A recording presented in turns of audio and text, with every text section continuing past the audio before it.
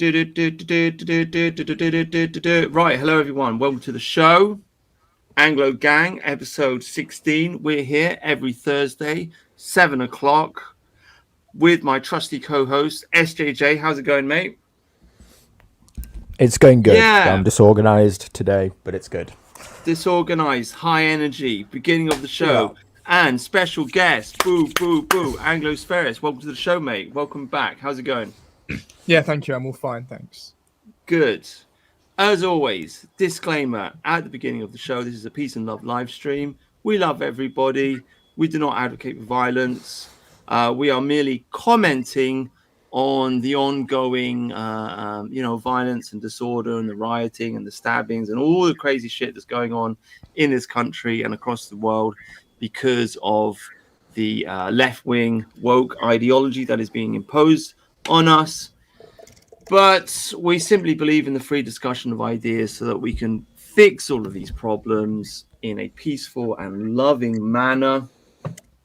So, what's on the news today? We're just going to, as always, we're going to go through the news. I'm just going to give like a rundown of kind of what's happened, and then we'll try and talk about it in no particular order. We've got Oasis is back, so I can talk about the 90s for a bit. SJJ thinks they're shit. I think they're kind of okay. We got Tulsi endorsing Donald Trump. Okay. We didn't talk about American news last week, so maybe we'll talk about that a little bit. We've got the no white people graffiti. I don't know if you guys saw that on Twitter. And we got Steve Laws responding with the 14 thing. So that's still floating around. Obviously, we've got the carnival and the carnage and all the stabbings. We've got Pavel Durov, who is the CEO of Telegram, has been arrested in France. So major attack on freedom of speech on the internet. We've got a video of a white guy getting stabbed in the neck. I don't even know if I'm going to play that because it might get the video taken down. I don't know. Maybe we'll play it. Maybe we won't. If you guys didn't see that on Twitter, then that was fucked up. I got a video of a lady getting arrested for blowing a horn. We got the story about the police. I don't know if you saw that. It's just kind of funny. And we've got the other video of the pedestrian, the old granny in the mobility scooter just getting beaten up by the police. It's just psychotic. We got the police posting somebody's address. Very interesting. Like they arrested some guys. He got off the plane, filmed it, and posted his home address on the internet to the world, so that the Muslims could go around and put a brick through the window or whatever. We've got Jeremy Clarkson opening a pub, banning Keir Starmer. We've got Jeremy, obviously not a fan of Jeremy Kyle, but apparently he's turning on Keir as well. Now, this is what I've been pushing for. The left wing has got to get fed up with this guy, and hopefully that's happening. And we got a smoking ban. And these are the stories. I mean, the main story, obviously, is the Notting Hill riots and Pavlov Dulov, whatever his name is, and the American story. But I want to open this up with the Isabel Oakeshott story. Now, I don't really know much about this because I don't really know much about her, and I don't read the Telegram, okay? But it's the Telegraph, sorry. But there's a post on Twitter. Isabel Oakeshott, who is a political journalist and commentator, writes for the Telegraph. She's been around for years. She's about 50 years old. Apparently, she is the partner, I should say, of Richard Tice. So that's very interesting. She was the political editor of the Sunday Times. She did a biography of David Cameron called Call Me Dave, which came out in 2015. I remember this coming out because they were saying that David Cameron had to have sex with a pig because it was some kind of like initiation ritual or something. But she's also written a book, Pandemic Diaries, co-written with Matt Hancock. She's kind of in bed with, the whole lockdown thing. And I don't know, she's not great, but she's basically right-wing, mainstream type journalist. She's posted on Twitter, on the Telegraph. In this article, I call for mass deportations to tackle illegal migration. I know it's harsh, but the crisis is so huge, nothing less to do. Now, for me, I want to lead with this story because mass deportations. Guys, mass deportations being advocated for in the Telegraph. in the Telegraph, in a mainstream newspaper.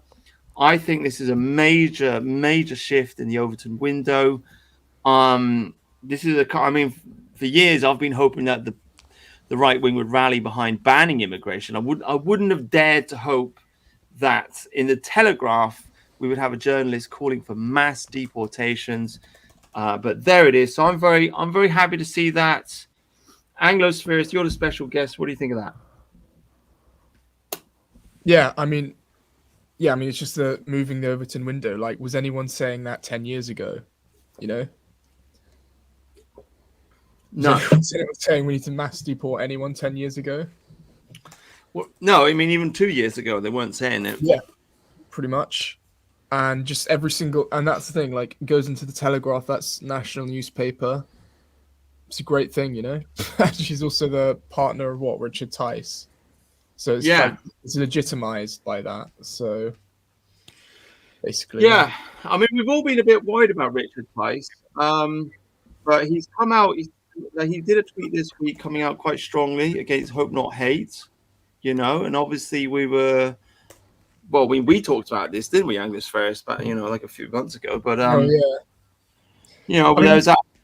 Go on. No, I was just gonna say that there's the thing. Yeah, I mean, rightfully people were harsh on Tice, but like, I do think that like when I looked into the actual comments that the people were writing that he suspended, it's like, I mean, they shouldn't have been, but like I can see why you would want to just.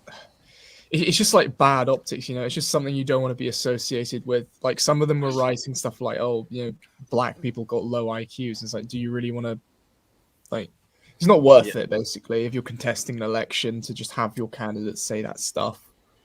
And like, I just think that Tice is not this. He's not like a leftist. He's not pro mass immigration. He just wanted to clean up his image with that stuff. And this is a good example of him being good. And didn't he recently talk about Hope Not Hate again, like recently on Twitter? But yeah, that's what I was just saying. Like he bashed. I'm forgetting what the Hope Not Hate guy is called, but I mean he like during the riots, basically he gave out Nick false, Lowell. Nick Hole, Nick Lowell's or Holes. Lowell's, yeah. Lowell's, Nick the Lowell's. But he gave out some false information saying that like British people had done an acid attack or something crazy like that against some Muslims or something. But basically just getting the Muslims riled up for violence. And he's completely gotten away with it. Yeah. Apparently someone told me that because he said reports are coming in and then he said it, that means he can't be done for it. Because he said like reports are coming in, there was an acid attack. Wow. And I don't know if that's actually true or not, but that's what people are just saying, that because he says, I heard it from someone, that he can't actually get in trouble for that. Oh, well, that's the way you got to phrase it then, isn't it? If you're on Twitter, reports are coming in that, but yeah, okay. Yeah, it's probably right. He's obviously got a good legal team, doesn't he? I've heard that the reports are coming in that we need to throw out these foreigners in the country. The thing is, we though, just need to get rid of them. Reports are coming in that Pakistani men are raping schoolgirls up and down the country. Yeah. The reports are in. Unnamed sources say. Yeah. Unnamed sources say that Keir Starmer is an idiot and he needs to resign. But surely you can't just say whatever you want. Like, when he says reports are coming in, does that mean he actually did get a report from someone that said that, or did he just make it up? Obviously not. Yeah. He set that one up. Yeah, absolutely. Yeah, but it's quite smart, though. Yeah, I mean, another thing with Hope Not Hate and the doxing is that they don't literally release someone's address, but they just release details that lead people to get their address very easily. Yeah. It's just one of the reasons why, I don't know, maybe they don't get in trouble for doxing and stuff like that. Yeah. Oh yeah, another thing is that they hide, but so there's actually two things. There's the Hope Not Hate education thing, and then there's the charitable trust or whatever. And they manage to interfere in politics a lot through whatever Hope Not Hate Limited, and basically that means they're allowed to do loads of political stuff while still being a charity. I also heard of that too. But yeah, whatever. Yeah, yeah. It's there's the article. Can't read it. I don't think I've ever read the Telegraph. I don't think I've ever paid for it, and I've ever read it. But there you go. I want to. Maybe we can just segue into, because I'm going to give a shout out to one of my friends who I've been talking to for a long time. I'm just going to boop ba doo ba doo. Sorry, how am I just close it? Yeah, so I'm just being careful so I don't share the private chat, which I seem to have a tendency to do. But here we go. So can you guys all see that? Yeah, Carl Benjamin, Sargon Akkad, said, "Reform is an incredibly passive party for one that wants to win power in 2029. Farage should be puppeteering the news cycle, bringing every single conservative voice in all at once and overwhelming the media with base policy proposals." So kind of an attack on reform by Sargon. I retweeted it, said this is true. He seems to have disappeared. And then Flynn in the chat replied, number one, like I'm just getting like bullet points here, right? Flynn in the chat replied, number one, Farage helped spread the two-tier Kier meme. Okay, fair enough. He trusts Nigel's political instincts over Carl. Fair enough. Carl and friends attempted to weld Tommy to reform a couple of months ago. Yeah, that was probably a bad idea. 4, he's starting to think reform is wise to cull a few big mouths before the election. Possibly right, 5, the election is 5 years away. It's marathon, not a sprint. Fair point. 6, and this is the one that really did it for me. Starmer is getting slaughtered in the press. Why get in the way of that? And it's like that old saying, like never interrupt your enemy when you're making a mistake. So yeah, Farage has been very quiet recently, but at the same time, Starmer and the Labour Party are just getting grilled. So why would Farage be in the news cycle? It makes sense for him to take a step back and just let everyone hurl abuse at Labour, and then just wait and step back in later on. So it's some very good points there, I think. Yeah, Flynn's a good guy. I've spoken to him on a Twitter space. So he's Australian, by the way. Yeah. So, yeah. I mean, do you think he's got the right idea there? Just step back, let people hurl abuse at Labour, because, people are getting fed up with this shit. If Farage was in the news cycle, then they'd be hurling abuse at Farage, saying, "Oh, you're stoking up far right tensions," or some bullshit like that. But if he's not in the news cycle, if he's away, because recently they did a Twitter post, they're all in the fairground, like playing dodgems. And I was like, oh, God, is this really what we want? But it kind of makes sense, It's kind of like, take a step back, let everybody hate Labour, and, Farage can come in a few months' time, and then maybe people will be willing to listen to him or something. Yeah, so there's the thing about not interrupting your enemy when he's making a mistake. So I can see that angle to it. I can even imagine this being spun around like by the Zero Seats crew to a new angle where they say, look, we were right all along, and Keir Starmer is an accelerationist. Literally, he's our guy accelerating for the far right or something. Because he is completely, at the moment, just... he's just making mistake after mistake, or at least that's how we see it. I don't know if the rest of the country is loving this guy, but he just seems to be making absolute fool's error after fool's error, doesn't he? Yeah. So just leave him to it, I guess, is Farage's strategy. What, he wants to ban smoking in pub gardens now. Like, what the fuck? Like it's... Who smokes cigarettes in a pub garden? Let me think. The working classes, right? Yeah. It's. I saw Millennial Woes tweet. Has he done anything good for the? Has he given anything nice or something to the country yet? And he hasn't. This is actually true. Can you think of anything he's done? He's come into power, the complete opposite of Tony Blair, who said things can only get better. He's literally come out and said, everything's going to get worse, and it's going to cost you a lot more money, and I'm going to start taking all these different things away from you. Yeah. Yeah, have you heard that after the 10th of September, he's going to start releasing a bunch of criminals from prison? That's terrifying, isn't it? Yeah, To he's already basically, doing it. yeah, to make room for the rioters or protesters, actually. Basically, after like the 10th of September, he's going to release a bunch. And thing is, though, I wonder what's going to happen because there's a really low number of prison spaces. I think now there's only 100 free prison spaces in England and Wales. And basically, the people he releases are probably going to reoffend. If he releases a ton of people and then puts protesters in there, and then those people reoffend, what the hell's he going to do? Because like recently, I think literally some paedophile recently just avoided jail because there weren't any spaces in jail. And are we just going to have that? Like in a few months, we're just going to have like literal rapists and murderers not going to prison because a lot of the protesters are there. I mean, that could happen. Yeah, it's only a matter of time before someone gets stabbed, right? Who's been released from jail. Like, I know a lot of people getting stabbed, but it's only a matter of time before one of the prisoners that Keir lets out of jail early goes out and flipping murders someone or rapes someone or something. I mean, it's probably happened already, but sooner or later the press will catch up with it and they'll be like, well, Keir, why did you let this guy out of jail so that you could put, 60-year-old grandma in jail for making a mean Facebook post? Yeah.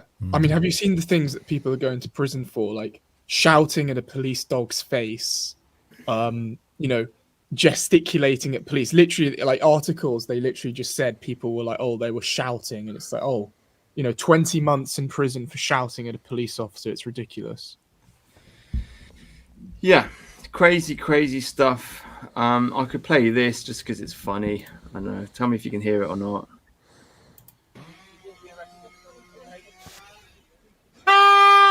It's just Yeah, we like, can hear it. all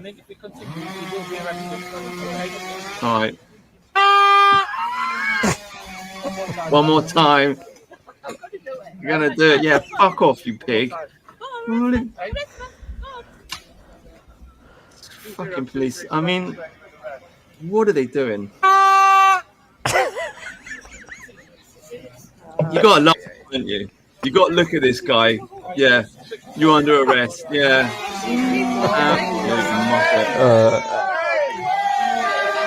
Absolute bunch of muppets. Everyone's just clapping and laughing. It's good they got the spirit, It's just like, yeah, fucking arrest me, you cunt. Do you know what I mean? Just. Yeah. Is that some lefty environmentalist protest around? Like, looks like a tree is being cut down or something. I don't know, but it's just the police just being horrible. I mean, by the way, that is like an old, like Celtic. In the old Celts, they used to have like a funny kind of horn thing that they used to blow before they get into battle. Do you know what I'm talking about? No. Yeah, okay. I think so. Yeah.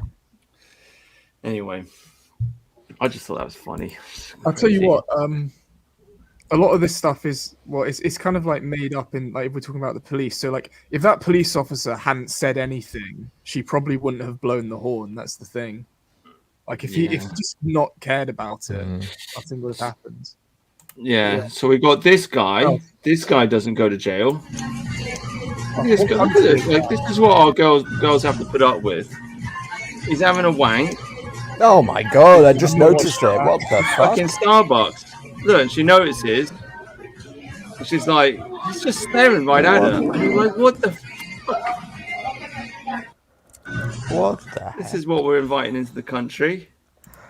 So he doesn't go to jail. It's a sexual emergency, isn't it? I mean, he doesn't go to jail, but the lady blowing the horn, yeah, she goes to jail. I mean, what is going on? Do we know? Did we get a follow up for the lady blowing the horn though? Like, did she actually like get sentenced? I don't know, but they, this is the other one. It's pretty funny. I got it. Wait, fucking Peter has ram raided them. All these blokes are like, laugh, but it's just. I mean, the pensioners are getting stuck in. Do you know? Oh, fucking epic. Yeah. Yeah, so if we're talking about this, the police have been doing a lot of stuff which basically provoked a lot of fights. I don't know if you knew what happened in Whitehall on the 31st. No, go on. Well, basically, in Downing Street on the 31st, a bunch of people turned up to protest, and the police basically just, surrounded everyone, put on riot gear, didn't let them leave, basically. And obviously, people, tried to leave, so they tried to like get past the police. But Yeah. then if you do that, that's violent disorder, and you get like 20 months in prison for that. Oh, so Yeah, they squashed people in. They couldn't leave, and then when they tried to leave, they just arrested them for. yeah, Oh, okay. literally, like, and that's the thing, like, yeah, that's pretty much what happened at Whitehall. Everyone got trapped, and then they just didn't let anyone leave, and then everyone just got arrested for trying to leave. Yeah, I mean, yeah, they're people are really, really getting fed up with the police. Jeremy Kyle's getting fed up here. I don't know. Again, not a real fan, but let's listen to what he says. And I'm going to start with the obvious, which is today the Labour Party has shown its true colours. And this is extraordinary. So Angela Rayner has announced that she's abandoning plans to give British people, in brackets, who have paid their stamp or taxes, close brackets, priority council housing. We're going to allow migrants to get that. And if you thought that wasn't bad enough, I'd love your response to this, because this sent me today quite literally over the edge. If you're a terrorist and you wanted to get social housing, you were going to be banned under Labour's manifesto. That's been reversed as well today. So what we're saying, Ben, is we're going to allow millions of people to come into this country and take away homes or whatever from British people who need them. And that is not racist to make that comment. That is an absolute proven fact. When the left learns to hate. Huh? Oh yeah, good. that's absolutely ridiculous. That so there was a ban on terrorists getting social housing, and why the hell did they remove that? Like, what's the point of that? Yeah, it's an invasion. Like, it's literal just like psychotic invasion of the country. I don't know what else to say, man. Like, we got another clip here. This is from Ireland, but it's fucking terrifying. So he's at a migrant center. This guy waddles out. You go out, please. You go. It's not permitted. I mean, this is fucking terrifying. This is fucking. I mean, I don't know if you've seen Anglo's Ferris, but we've played a few videos on here, like showing. Well, we played 2 videos I remember of English policemen. What English, quote unquote English, like Africans, basically just got off the boat, can't speak English properly, dressed up as policemen with the full force of the law behind them, trying to arrest people for or doing all kinds of crazy stuff in the streets. Like these are foreigners; they can't even speak the language, and they're being fast tracked into the police force. And here we have a video from Ireland of essentially migrant centers being protected by foreign security. I mean, this is a foreign invasion. There's no other word for it. It's a foreign invasion. That's what's going on. Did you hear that they were trying to get more people into the army from Nigeria? They were like doing a recruitment drive in Nigeria. Yeah. And it's I've literally just imported foreigners to be in the army, which they can then use against natives, basically. Yeah. I mean, we talked about. I can't remember if we talked about it, Angus Ferris, but me and SJJ, we talked about this is a danger. You want to do your accelerationism. You want to do the whole like fuck the Tory party, and okay, you end up with a Labour Party, and what is going to stop them from putting 100,000 Africans in the army, giving them rifles, and getting them to patrol the streets to protect Muslim communities or whatever? Like that is on the table. Okay, those cards are on the table now. So it's very, very scary. Breaking news: Barry Stanton just got banned on Twitter. Oh wow! The World Bank wins. Will he be reinstated though? I don't know. Whatever. Yeah. In case if people are watching, they don't know Barry Stanton, obviously famous Twitter user. I don't know. Do you want to tell the story? Look, I'm doing all the talking here. Do you guys want to tell the story? Do you know the story? Not really. To be, we were making, we were having a go to him last time because he was, anti Churchill posting. He was saying, yeah. bad guys won, lost the Second World War. Yeah. Won the Well, Second World War even. he is a Nazi fan. He's a weak nat for sure. But nonetheless, basically the breaking. He's just a story racist Twitter profile. Say, isn't afraid to say the N word and all this kind of stuff, isn't he? Yeah. Talks about the JQ. Doesn't like Israel. But the story was that I think the World Bank or somebody got involved, and they basically told Elon, like, you have to shut this guy down, or we're gonna like screw over Twitter. And so he's been shut down. I guess there you go. Yeah, That's kind of sad. it's pretty insane. I'll tell you what though, like, I mean, it was pretty funny. He got covered on like Indian news as well. Literally, like Indian news channels were covering him, and I think they sent like letters to the UK Commission in India or something about it. Well, having lived in India, I can confirm people do shit on the street, and it's pretty gross. What can I say? There you go. I think the problem, because I have been thinking about this actually. I think the problem is they just have a really deeply ingrained caste system, and so cleaning the streets is considered to be an activity for a lower caste, basically almost like an untouchable, and so nobody wants to do it.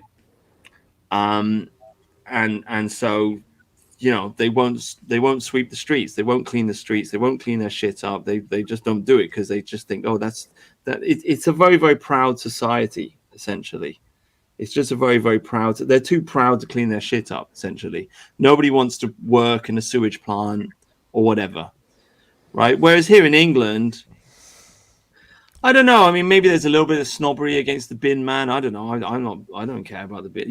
Bin man actually used to be quite a solid job in this country, like 10 years ago. Good wages and so on and so forth. Not so great these days. But I don't think anybody really cares if you're the bin man, do they? Do you know what I mean? Whereas in India they do, and so they don't clean their shit up, and they don't have a decent refuse disposal system. And so the whole country is covered in shit. Over.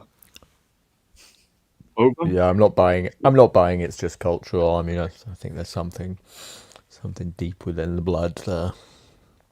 Well, the Africans aren't as bad. No. No, I mean, from what I've heard, like African countries are not as dirty as Indian countries, as India. Well, are they even shitting in the street in Pakistan?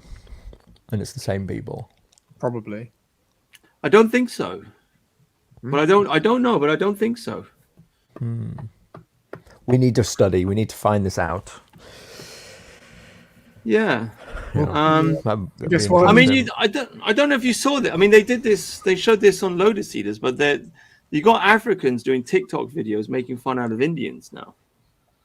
Like the whole street shitting meme is a big thing. It's all over the internet. Like it's a big Indian thing. hatred is peaking on the internet right now. The anti-Jeet posting is really peaking. Where we're kind of getting that. I see some people on Twitter saying, there's not enough anti-Indian hatred yet. I couldn't possibly comment on that, but it's certainly rising. Reports are coming in. Yes. Reports are coming in that a lot of people are fed up with street shitters. Yeah. Yeah, I don't know, Guy. I mean, anyway, that's my take on the Indian thing. It's a caste issue. Yeah. So there you go. I mean, do you want to talk about this? Like fucking.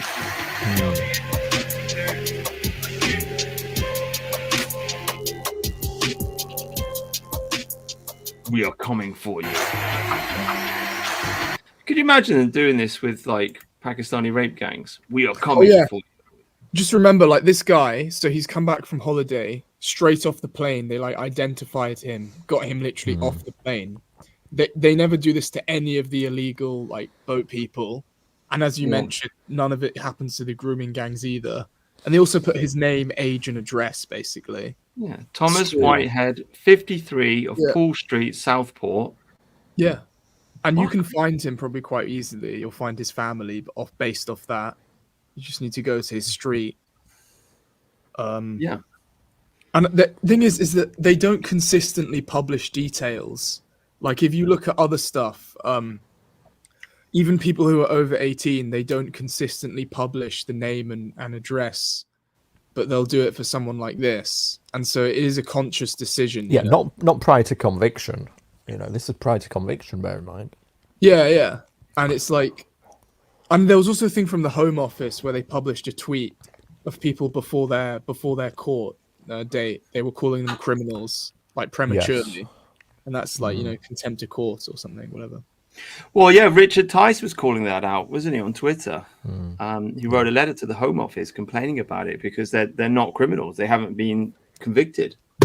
You know, and as you rightfully pointed out, this guy has been arrested. He's not been convicted.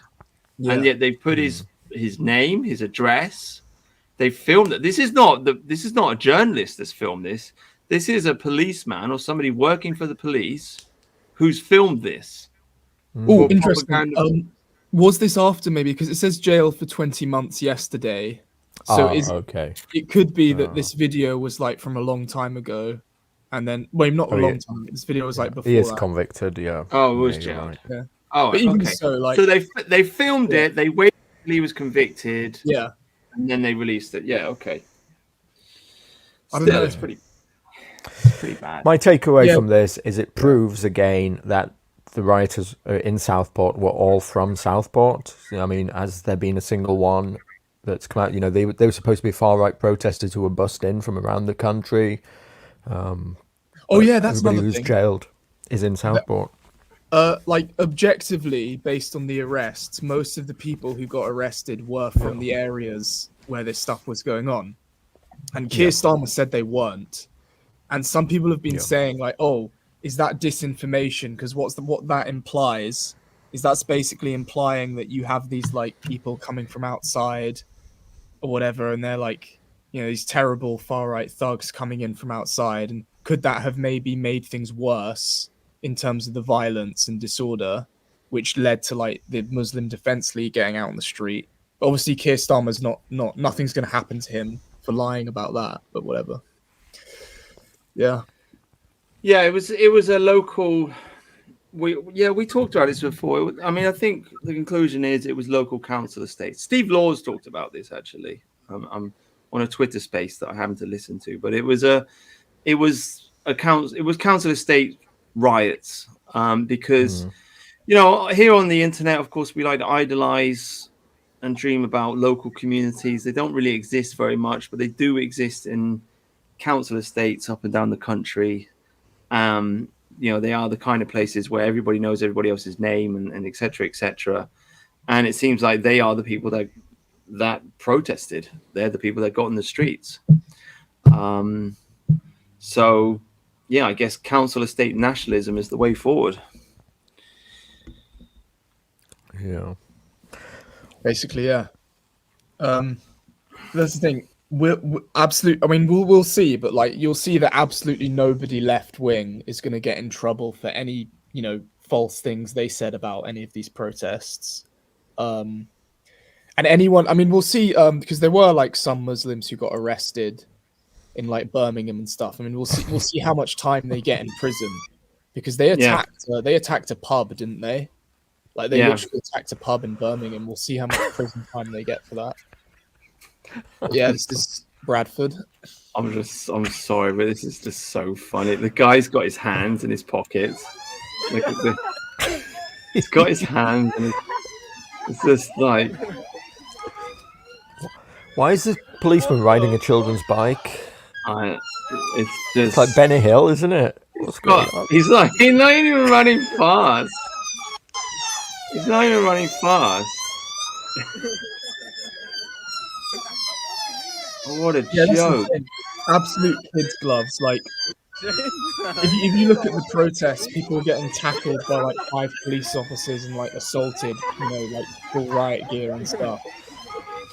And this guy's just I don't even get it. Like, why is he on a bike? And it's just complete mockery. Fat, overweight copper, totally unprepared and incapable of dealing with anything. Yeah, it's just fucking insane. It's just insane. I mean, people have just lost respect essentially for the police force. It's all gone. It's all over. Do we have any updates on the Manchester airport thing? Because apparently they're still not like nothing's really happened to them yet, and it's been like over a month. And people who went to these protests were in prison within a week, literally in prison within a week. Yeah, I don't think they've been charged yet. Yeah, I don't know. No, we don't do updates. I mean, we just talk about. We don't have those kinds of resources, Anglo Sparrows. Don't follow up on news stories. Just talk about stuff that's happened on Twitter. Let's find out. Yeah, we'll find out. We'll find out. Yeah, okay. We'll find out. I'll play you another great clip. This is in South Africa. This is literal like Rorke's drift. I don't know what the fuck is going on. This is what you got to deal with. Like, this is England in about 10 years' time, right? Don't waste your ammo. Stop. Look at them. Absolute horde. Absolute horde. It's quite amazing because they're shooting them. Let's go. Like, they don't have guns, and yet they're protesting and amazing. well, that's just low IQ because it's like Throwing rocks.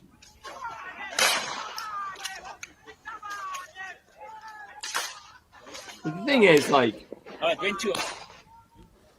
I don't know what this is about. It's just another day in South Africa.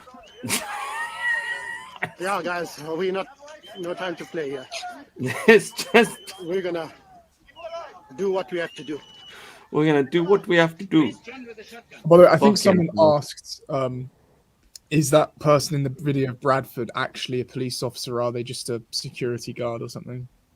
I think it was a police officer. Okay. Well, we don't like know. We don't. He That's looked like really one, but you know. But I mean, Jesus Christ! I mean, look. I mean, it's like look at the picture. You've got what 400, 500, 1,000. You know, probably somewhere between a few hundred and 1,000 Africans. You don't have enough bullets, dude. Like, if they run at you, that's it. Do you know what I mean? That's fucking it. It's Wait, over. haven't you seen Zulu? I mean, come on. Well, I mean, I guess they had enough ammo, but I mean, if you don't have enough ammo for all of them, and they just like spurg run at you, you got a big fucking problem on your hands. You know what I mean? Anyway, crazy. update on the Manchester people. They're still Yeah. on bail, according to the internet. They're still on bail pending investigation. There's also an independent police commissioner's, the police complaints commission thing going on to the officers involved. So maybe that's holding it up. I don't know. Yeah. I mean, we'll see what sentence they get, because assaulting an emergency officer is something which can get you like 2 years. But we'll see like what they actually get. So they assaulted police officers in the airport, and they're on bail. Yeah. Yes. Yeah. Oh, some people got remanded for literally Twitter posts. I think there were people who literally went, literally got remanded for posting stuff on Twitter, and they're on bail. Yeah, crazy. 2-tier here. Do we want to talk about this? Steve Laws. Steve Laws is a relatively like new dude in the sphere. I mean, I got a lot of respect for the guy. He tried to get himself elected. He's out there doing activism, so on and so forth. But this image has been shuffling around the internet. No whites. I don't know where this is from. Some part. I think it's Birmingham, but I'm not sure. But this is the kind of graffiti that's being scribbled across the country now. Steve Law's response is 14. Okay, 14 words. So 14 words, obviously short for 1488. And 1488 is, of course, the slogan of, it's a neo-Nazi slogan associated with a terrorist called David Lane. And this stuff's still getting spread all across the internet.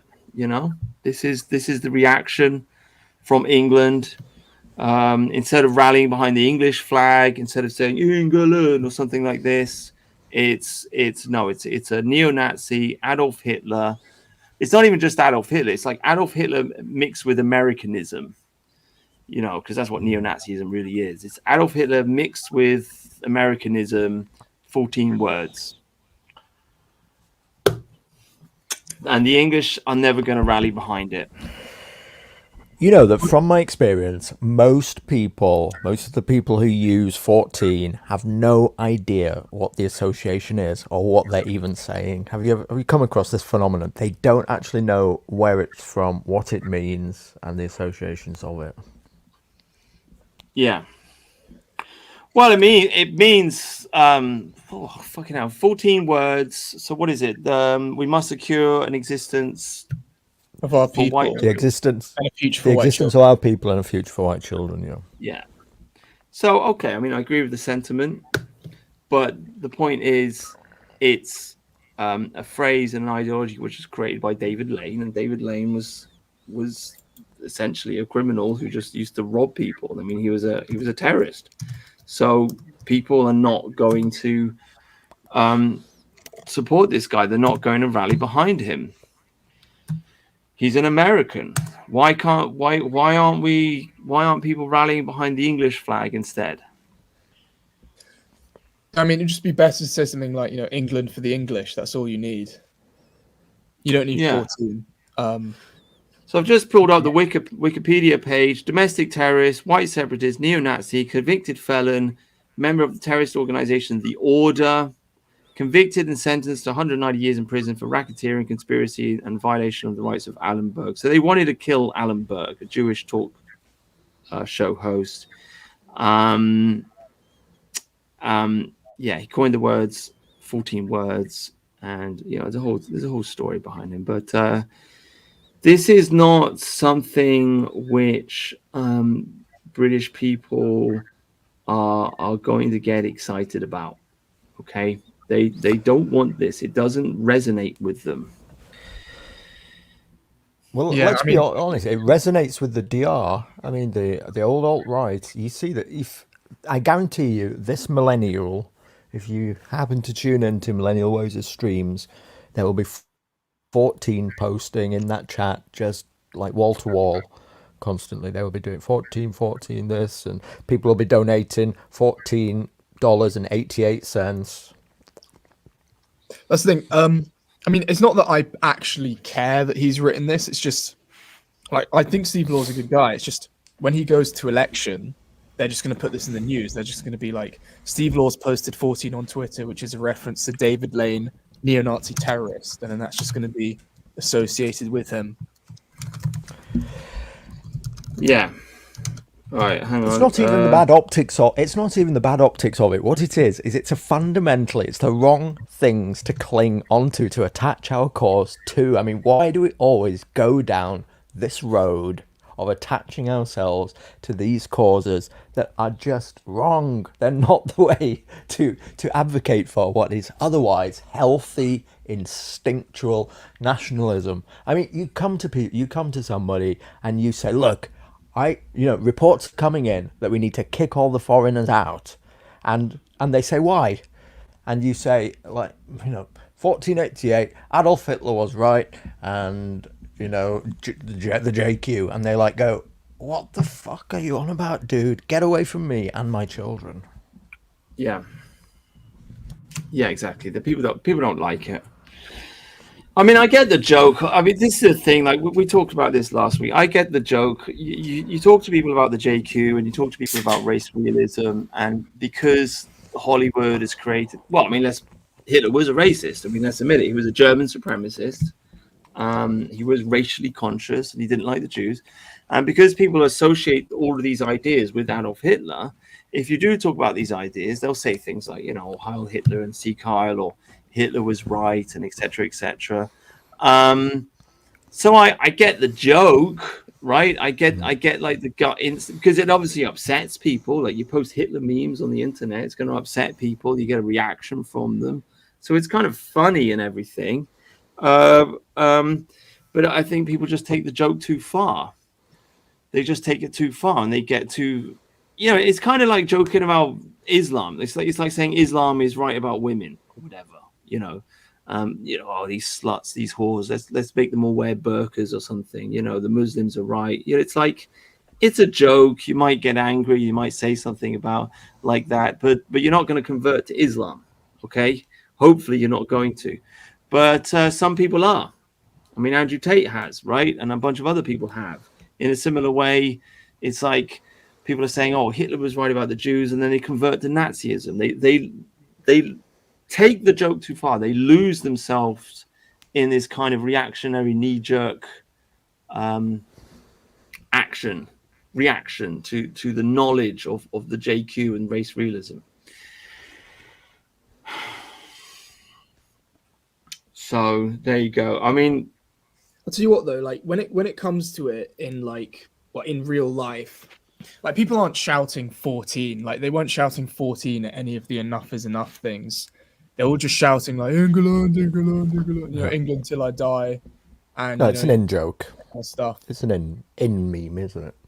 Well, I'm going to advocate for the 11 words, okay? And England for the English and a Britain for the British. Was that 1, 2, 3, 4, 5, 6, 7, 8, 9, 10, 11? There you go. 11 words. Boom. 11.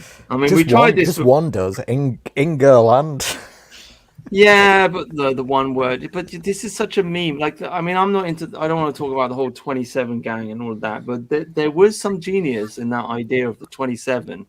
In that, some people post 14, and other people post 37. Yeah, well, there you go.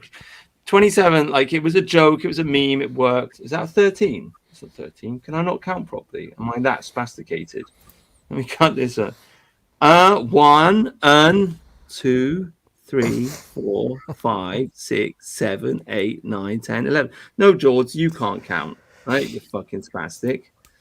Yeah. So there you go. 11 words. I officially endorse and support the 11 words. Next time you see somebody posting 14. This is Brutus proving he's a Freemason, by the way. 11 times 3 is 33. This is a secret code. It's the Twin Towers. Oh my God, 9/11 as well. It's the Twin Towers. It's the entrance to King Solomon's temple. Oh my God. It's the left-hand path and the right-hand path. Yeah, it's deep. It's deep. Don't tell Thomas Baden Rice. We might be having him on. Is he coming on next week? Well, he said to leave it with him. Hopefully he's listening. And Thomas, will move the show to 6 o'clock if you can do it. Yeah, we might be getting him. It depends if the Illuminati get him first or he gets taken back into the mental asylum. Well, now that he's seen your 11 posting, I mean, I think this is a good way to go. Definitely going to help. Well, we need a slogan. I mean, I don't know. Look, I'm just throwing this out there as an idea. Like, I believe in this whole A/B testing, they say, media studies, like you throw out advertisements, see what sticks. Okay, we'll try the 11 words. If that works, if it sticks, maybe that can become a meme. If it doesn't work, maybe we'll try a different thing until we get some numbers that work. But one thing has to be done to push back against words. Wait, your audio's disappearing. What's up? Hello? Yes, better now. Oh, yeah, I've got a loose connection. That's all it is. Oh, dear. Okay, sorry about that. At least we know. I can tell you now as soon as it happens if it's just a wire. Yeah, it's an old computer. I need a new computer. But that costs money, We talked about that. While we're going on the weird weird LARPing stuff then, can I share something? Yeah, go on. Something I saw from this week I want to talk about. I had to post about it. I had to ask, what the heck Oh, this is is funny. Yeah. what the heck is this? Yeah. Okay, let's just. Now is the I think we can hear it. I'll pump it up. very existence of the Irish nation, the actual existence of the Irish nation as a nation and as a people. And not since the Great Famine has the existential question of whether Ireland shall be or not be, whether the Irish people shall live or not live, been in the balance. Ireland is no longer Irish. We have given many areas over, and our government That guy's has colluded black. in giving many areas over. Who, this one? Yeah. I mean, he is You quite. think It's so? not just a shadow, is it? I mean, he looks very dark skinned in comparison to the other guy. I mean, the message isn't wrong here. Okay, so just to be clear, this is Justin Barrett, who was the former head of the Nationalist Party, the one that like Keith Wood supports in Ireland. And apparently there was some kind of coup done on him and he was kicked out. And this is his new incarnation, his new party. But what is Right. the I've imagery going on here? I've heard of this guy, and I saw some of his speeches, and I thought he was a good guy, to be honest. And this surprised me. I did not realize this was Justin Barrett, but I mean, Yeah. I thought he was a smart dude. I've got no idea why he's doing this kind of bullshit. But there you Well, go. yeah, I mean, wearing Between- masks like that, if you've got a political party, was awful. Like, you know, if you're going to stand for election, you got videos of people wearing masks and stuff. It does look terrible. Yeah, it's like you're just declaring, yeah, we're fascists and we're going to take over and kill people, right? It's fucking well, hell. Yes, it does. That's the thing. I'm not terrifying. against hiding your identity, but it's just like, you know, if you're a political party and all your guys are wearing masks, it's just a kind of, I don't know. I mean, it looks like they're about to bring a guy out and like slit his throat, doesn't it? It looks fucking insane. It looks insane. That's what it looks. Oh my god. Oh, let me share this tweet. How it started, how it's going. Yeah. Yeah. But maybe man. maybe I mean, Ireland is in a bad way. Maybe it just this is what it does to you. It says, you know. Well, to be fair, I mean, they do have a history of the IRA and rebellion, so they do have like the ski mask is kind of part of their culture. Maybe it will resonate with some people. Maybe it'll resonate with Sinn Féin. I mean, the hat looks stupid though, because that's obviously like a Germanic type Nazi type hat, and it looks too big for him anyway. I mean, if you're gonna do the whole ski mask, if you're gonna do the mask thing, I would go full like ski mask, IRA style type thing, which would probably resonate with the people more than this kind of fake Hugo Boss Germanic silliness. That's kind of the aesthetics I'd go for if I wanted to raise a militia in Ireland. But no, I mean, it's stupid. The whole thing's stupid. Yeah. I think the National Party, is this the National Party or is it like a splinter group? It's a splinter group. Justin Barrett was kicked out as leader, and he started this new organization. Because I know, like, the National Party was, so I just know that they were just posting a lot of stuff online that was kind of like anti-British, anti-unionist, basically. And there was this there's this one like Punjabi unionist or something from Northern Ireland, and they were like saying something like, "Oh, unionism is, you know, multiculturalism and brown, and, you know, Irish nationalism is based," and stuff like that.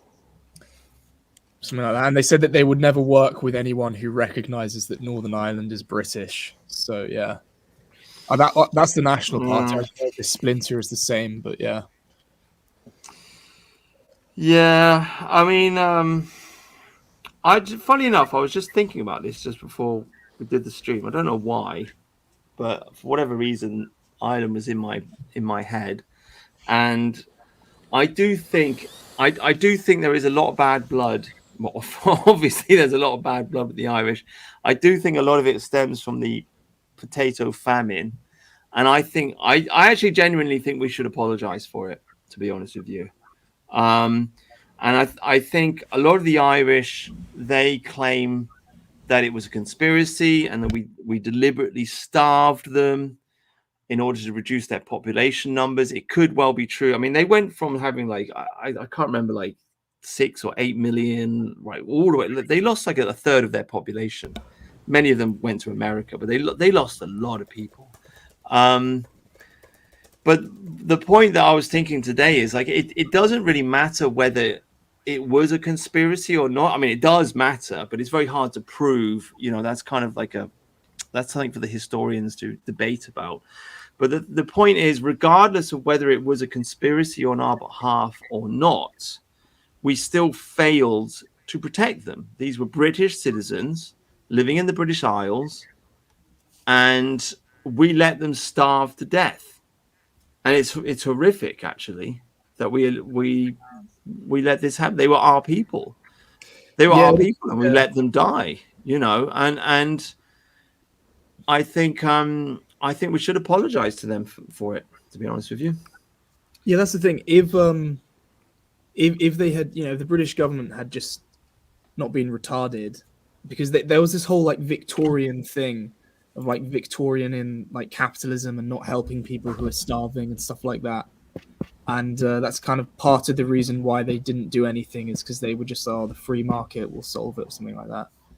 And yeah, it was Malthus. It was Thomas Malthus. Yeah. He wrote his book Principles of Population in about 1797. He's the original guy who talks about the population problem, right? We got all these people all around the world talking about all the New World Order. They want to reduce population. There's too many people, blah, blah, blah. It all stems from Thomas Malthus. Thomas Malthus was very influential in the Victorian age. And yeah, you're absolutely right. It was a huge influence on British politics. And it's one of the reasons why they let them starve. But still, it was the wrong thing to do. Yeah, for sure. I mean, if they had reacted better during the famine, and also the anti-Catholic laws, if they didn't exist, I mean, pretty much Ireland would almost certainly be part of the UK today, basically, if they hadn't like messed it up. Yeah.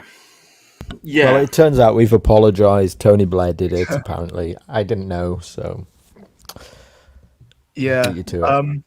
I mean, I'm not like, because some people online, like some of the, I don't know, British nationalists, whatever, they're like very anti-Irish, but I'm not anti-Irish, to be honest. I just think you should just try to move on, really, because I just think I just not really worth it, really. Well, I'm not anti-Irish. I wish them good luck. I would like us to be united again. I would like the British Isles to be united again, to be honest with you. I just acknowledge that they do have a chip on their shoulder and they don't like us. And it's kind of stupid for us to ignore it.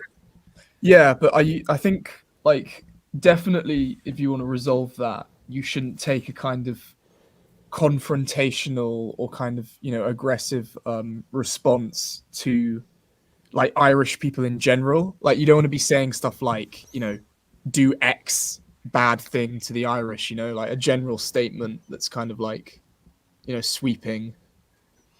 No, I want to make love, not war, right? I'm a hippie. This is a peace and love live stream. I think we should all make love to Irish girls. Essentially, it's in the same way. Like, there are Scottish nationalists too, but I'm not gonna like you go around slandering all Scottish people as well. It's the same thing. Yeah, except they don't like us. I mean, this is the thing. It's like you have to identify. It's exactly the same thing with the Jewish question. Okay, people out there think the Jews are our allies. They're not our allies. They don't like us. They're undermining us. Like, the whole of America is being run on this idea: Israel is our greatest ally.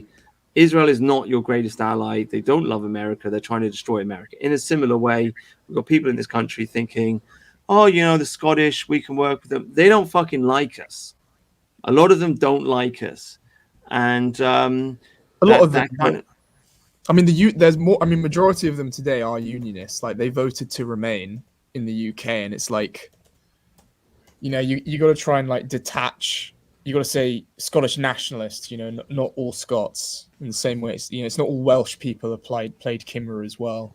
That kind of thing.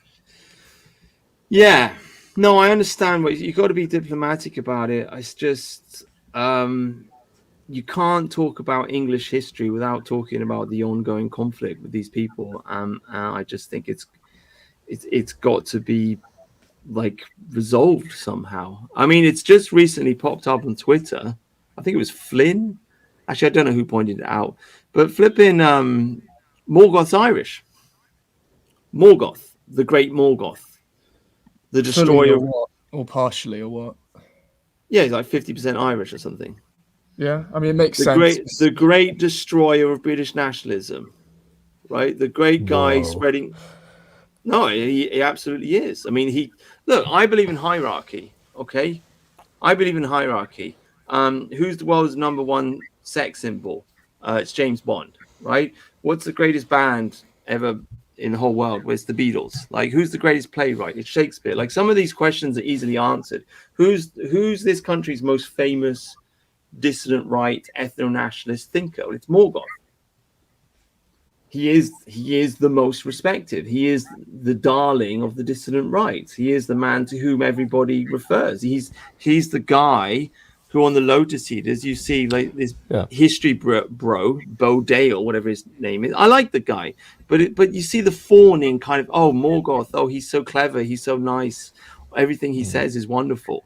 This is the attitude they have towards these people. He is the darling, the king of the castle, okay? And he's fucking Irish. And he loves the Germans, and he's a secret neo-Nazi who hates Spitfire nationalism. And so he has led the British ethno-nationalist movement into a ditch. That's what he's done. I mean, am I wrong?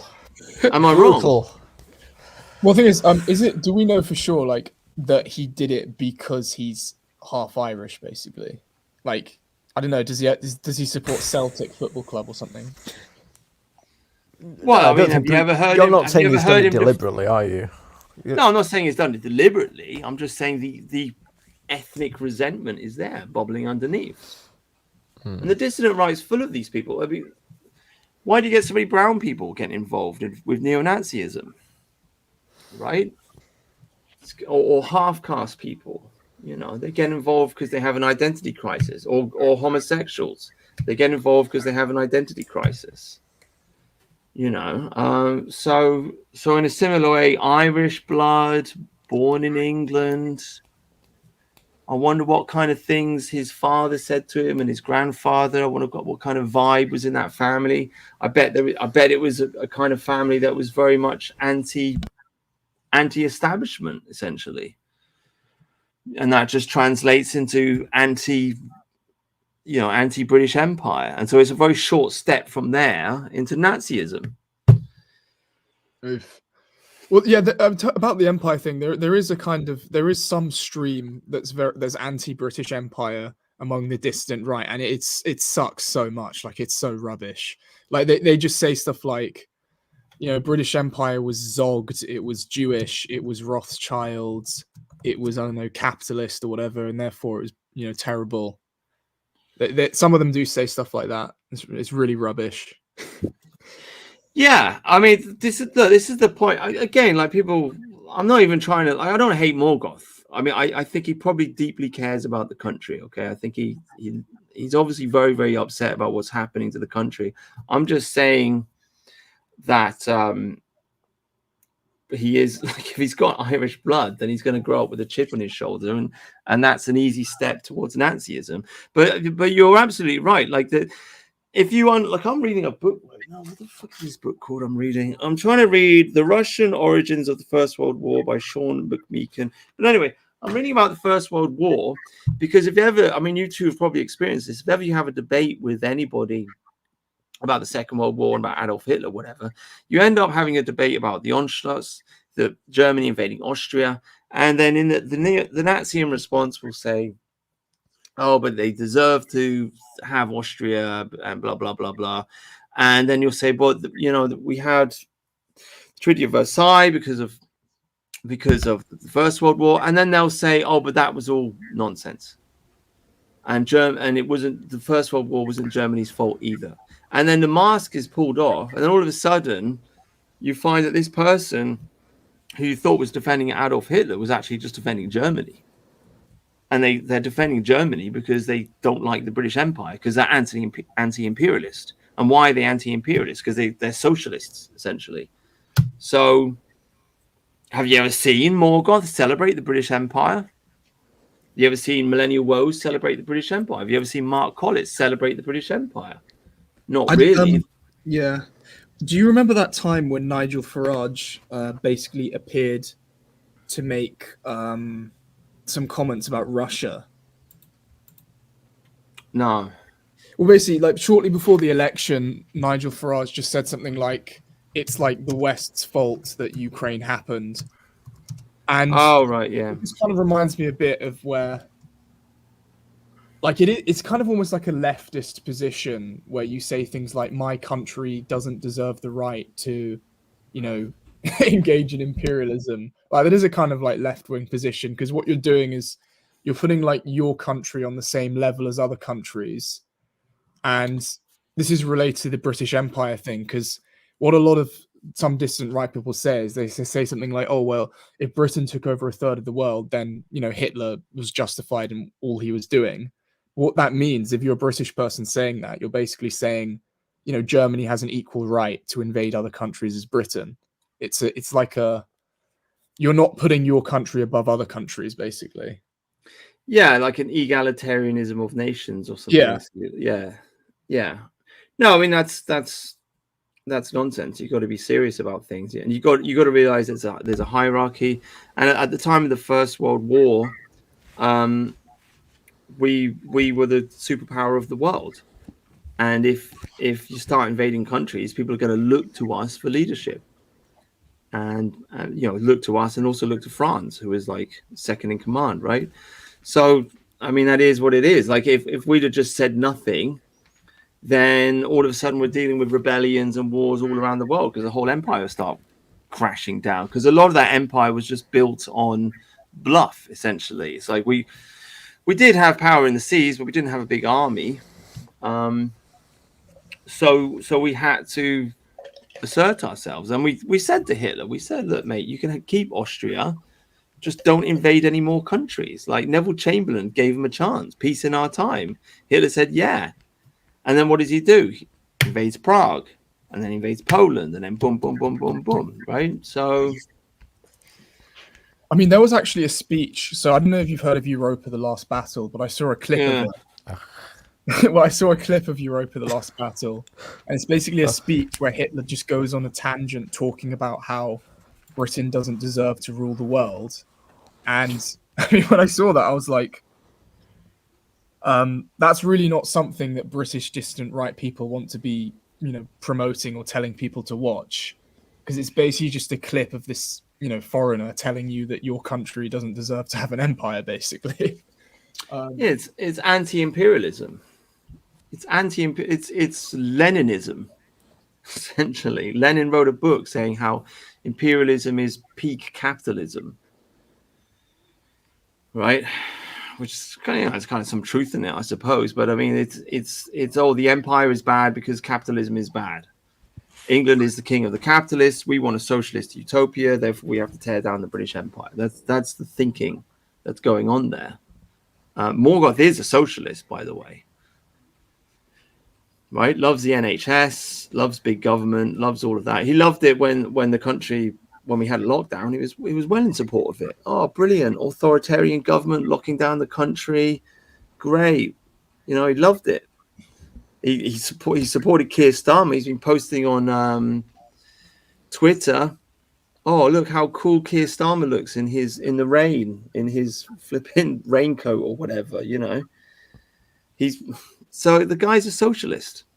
That's why he loves Hitler. He doesn't like capitalism. He doesn't like the British Empire. It's a bit of a stupid thing to build your ideology off, because it's quite easy to just not do it, you know, like, you know, if someone asks me what I believe, I'm not going to tell them to watch Europa: The Last Battle, and I'm not going to just say stuff like, "Oh, you know, Hitler was justified in invading all of Europe because Britain and because the British Empire was bad." It's quite easy to not do it, and I don't get why a lot of people base their entire beliefs off it. Yeah, I think it's just like a knee-jerk reaction. Like it's like Jews bad, therefore Hitler good, kind of thing. You know, that's it. It's like you go on the internet, you look at what's going on in the world, you discover the neocons, you look at America, you see the Americans saying Israel is our greatest ally. You know, you start going on Wikipedia and scrolling down, looking at early life, and it's like, man, there's a lot of Jews in America. Like, what the hell is going on? And so then you just realize that there is a very, very powerful Jewish Zionist lobby in America. And then it's like, I know the guy that fought against the Jews. It was Hitler, you know. And then all of a sudden, Hitler's your hero. It's a very shallow interpretation and understanding of history, basically. I mean, I get it. I sympathize with it. I just think it's kind of silly because he started the war. Like if he'd have been content to just be the dictator in Germany, the war would never have happened. And I challenge anybody to tell me that I'm wrong, because the fact of the matter is Neville Chamberlain did not want a war. Everybody was exhausted by the First World War and all of the death and the violence. And we left Franco alone. We left Mussolini alone. Why did the war happen? He invaded Austria. That's it. That's it. That was the. And maybe he had good intentions. Maybe he just wanted Austria. Maybe blah blah blah, whatever. But he started the dominoes falling that created that disaster, and that just is what it is. So to pretend that he's a hero is just silly. So I've been holding back because this week, as you know, Brutus, I basically I came out this week on the internet as not believing that Hitler was the good guy in the Second World War, and like all hell has broken loose on the internet, you know, on my Twitter because of this. Loads of people just absolutely hate it. They're triggered. They can't like believe that I've taken this crazy position. I can't believe how entrenched this view is within the dissident right, that we were the bad guys in World War II, that Hitler did nothing wrong.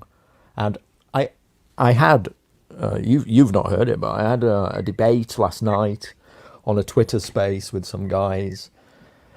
And effectively, they will just excuse every single invasion that Hitler did in this period and just stick to the fact that they believe that Winston Churchill started the war. And you put it to them, okay, if you grant every single thing that they are saying, that he was that there were German people in Austria, so he could have Austria. There were German people in the Sudetenland, so he could have the Sudetenland.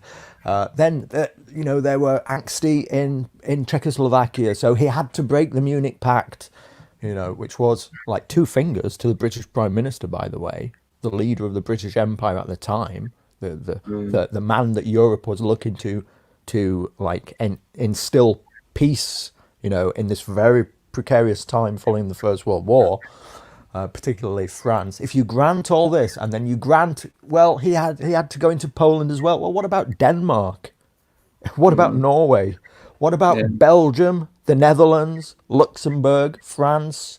I mean, at what point? Effectively, the Allies didn't fire a shot until May 1940. Effectively, all we did was, in obligation to the Polish, the Anglo-Polish Treaty of 1939, which we agreed with them when the Polish were surrounded because Hitler had he'd invaded Austria, the Sudetenland, and Czechoslovakia. Poland came to us on their knees and said, "Will you defend us?" And we signed the Anglo-Polish Treaty and committed ourselves to defending him. Hitler knew that, and he invaded anyway.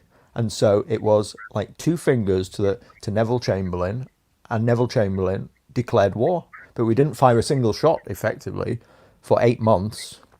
And in the meantime, he invades Denmark, Norway, Belgium, and then on the day that Winston Churchill comes to power, May the 10th, 1940, the Blitzkrieg happens on the very day where he's invading all at once Belgium, Netherlands, Luxembourg, and France. And somehow, this war, according to like Morgoth and the dissident right, it's all Churchill's fault. Yeah, I want to. The more that we scrutinise this, it just doesn't stand up to anything. It's so full of holes.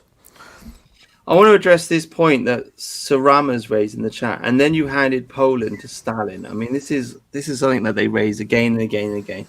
We got involved in the war to protect Poland, and then in the end, we just gave Poland to Stalin. Okay, let me make it very clear. Churchill wanted to defend Poland when the Americans were in Italy. Churchill wanted to cross over from Italy into the Balkans, and then the Allies would have gone up through Eastern Europe, and we would have taken, protected Poland and stopped the Red Army from marching into it. Roosevelt said no.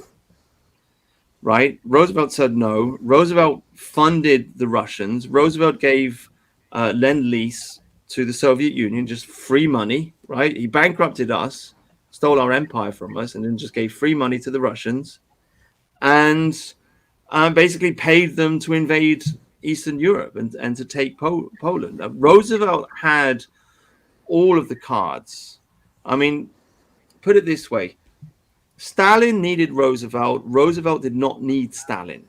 All right. Stalin was getting crushed by Operation Barbarossa. They're on the back foot. They were getting beaten by the Germans. Roosevelt rescued them. Roosevelt could have demanded, like he could have said, we're going to give you this money, and so we want you to give Poland back to the Polish, and etc., etc., etc. He could have done that. He did not do that. He just gave free money to Stalin and let Poland go. So I don't know what you think Churchill or England was supposed to do about it at that point. Like, we tried our best, and unfortunately, it didn't work. Also, I like the point. I mean, this is this fucking thing. Like this ceramic guy. Oh, you handed Poland to Stalin. I seem to like Germany ripped Poland to pieces, for God's sake. Germany invaded Poland. How is it that Nazis, in an alliance with the Russians? Yeah, they signed an alliance 1 week before the invasion. Yeah, they throw this at us like it's an insult. Like, we didn't invade flipping Poland. Hitler did. You absolute morons. Like, what the hell is wrong with you? So yeah, there you go. It runs so deep to this stuff. I was in this debate yesterday. And look, I've been reading this book that I have here. I got it yesterday. I've decided I have to hear this from Winston Churchill's own mouth, finally. I've read a couple of chapters already, and he's talking at the start about like the real difficulty following the First World War, that people don't understand how the pieces were left. And Germany, the situation between France and Germany, effectively, where France is desperate for this war never to happen again with Germany, and how to put all these pieces back together, and the incredible complex arrangements, and the crying out of the public from the Allies who'd won the First World War. Apparently, like the people of Britain, the Allies, we effectively, they wanted retribution from Germany. Even Winston Churchill himself is very reluctant to saying that we probably gave the Germans a bad deal, with these loan, by taking reparations from them and then giving them these loans. And he talks about how it's very complex, but it's such a messy affair after a First World War. Yeah.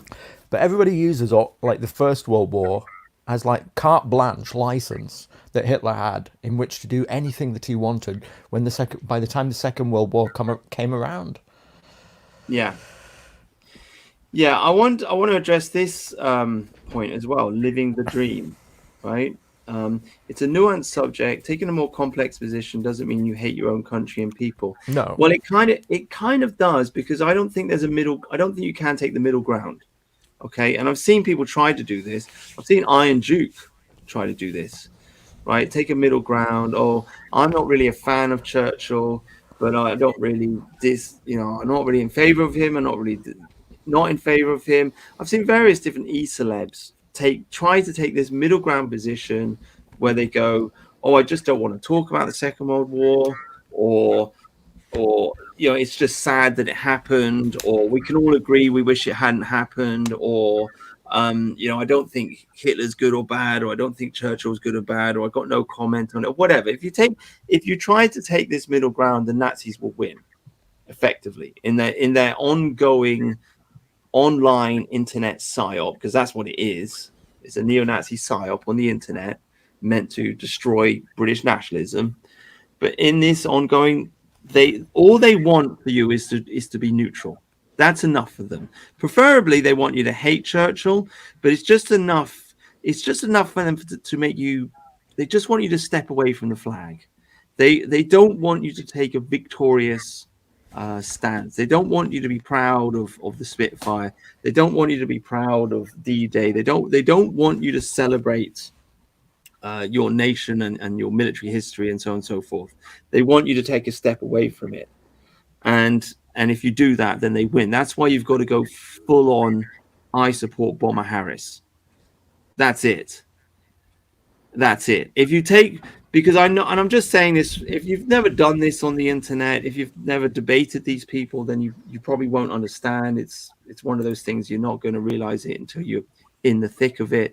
But if you are debating these people and you try and take this middle ground position, they'll kind of leave you alone. It's only when you take the full on, I love Winston Churchill position and I support Bomber Harris position that they really show their true face. That's just the reality.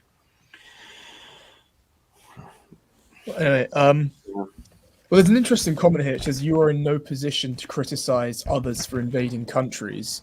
But the thing is that that's what relates to what I said earlier, which is that does that imply there's an equal right between Britain and Germany to invade countries? So that's egalitarianism. Yeah. Well, the answer to that is no, because of the First World War. No, they didn't have the right to do it again, at the very least. No. Yeah, is Saram an American? He's Norwegian. Oh, he's a Norwegian. Oh, okay. Well, then what does his opinion matter? It doesn't flip it matter, does it? Like, what? He's not English. It's not his fight.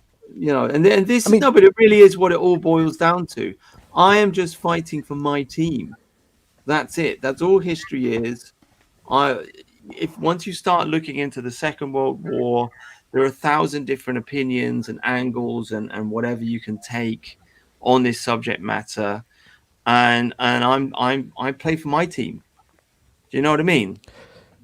That's it. Everybody's trying to look back on this, like from today's point of view, and believe that we would live in a fairy tale world if we hadn't have fought Hitler, and that things would be so much better and so much different. And this again is like Third Reich propaganda, because that world doesn't exist. That alternate universe doesn't exist, and you've no idea what the world would be like if Hitler would have just been allowed to conquer the whole of Europe. You've no idea how it might turn out.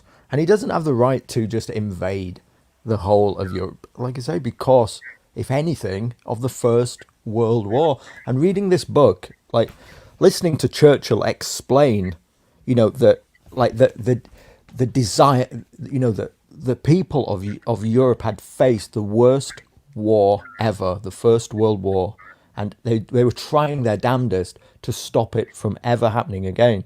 And if I can just read a couple of sentences here, he says, something like this first chapter, he says, it was a simple policy to keep Germany disarmed and the victors adequately armed for 30 years. And in the meanwhile, even if a reconciliation could not be made with Germany, to build ever more strongly a true League of Nations capable of making sure that treaties were kept or changed only by discussion and agreement.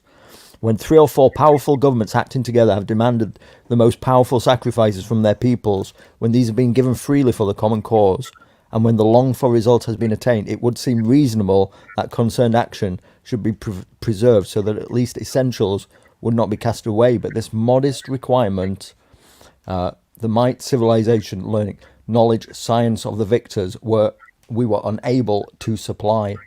They lived from hand to mouth and from day to day and from one election to another until, when scarcely 20 years were out, The dreaded signal of the Second World War was given, and we must write the sons of those who had fought and died so faithfully well, shoulder to aching shoulder, side by side.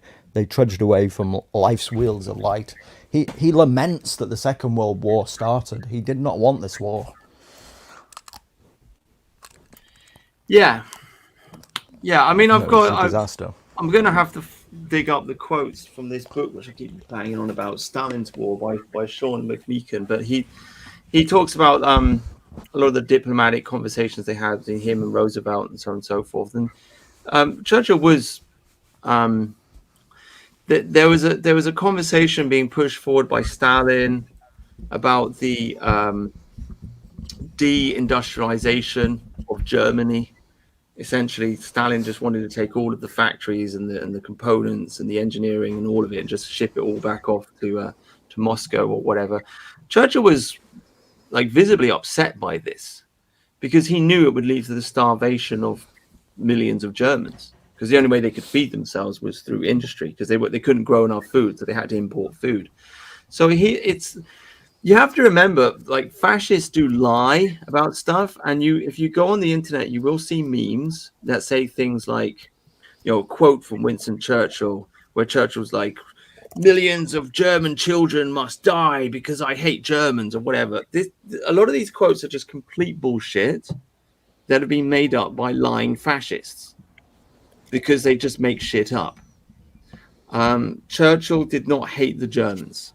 Okay, there was certainly a rivalry there, but he did not want to see Germany eliminated, and he was upset about Roosevelt. It was Roosevelt that declared that they should not accept anything except total surrender from the Germans.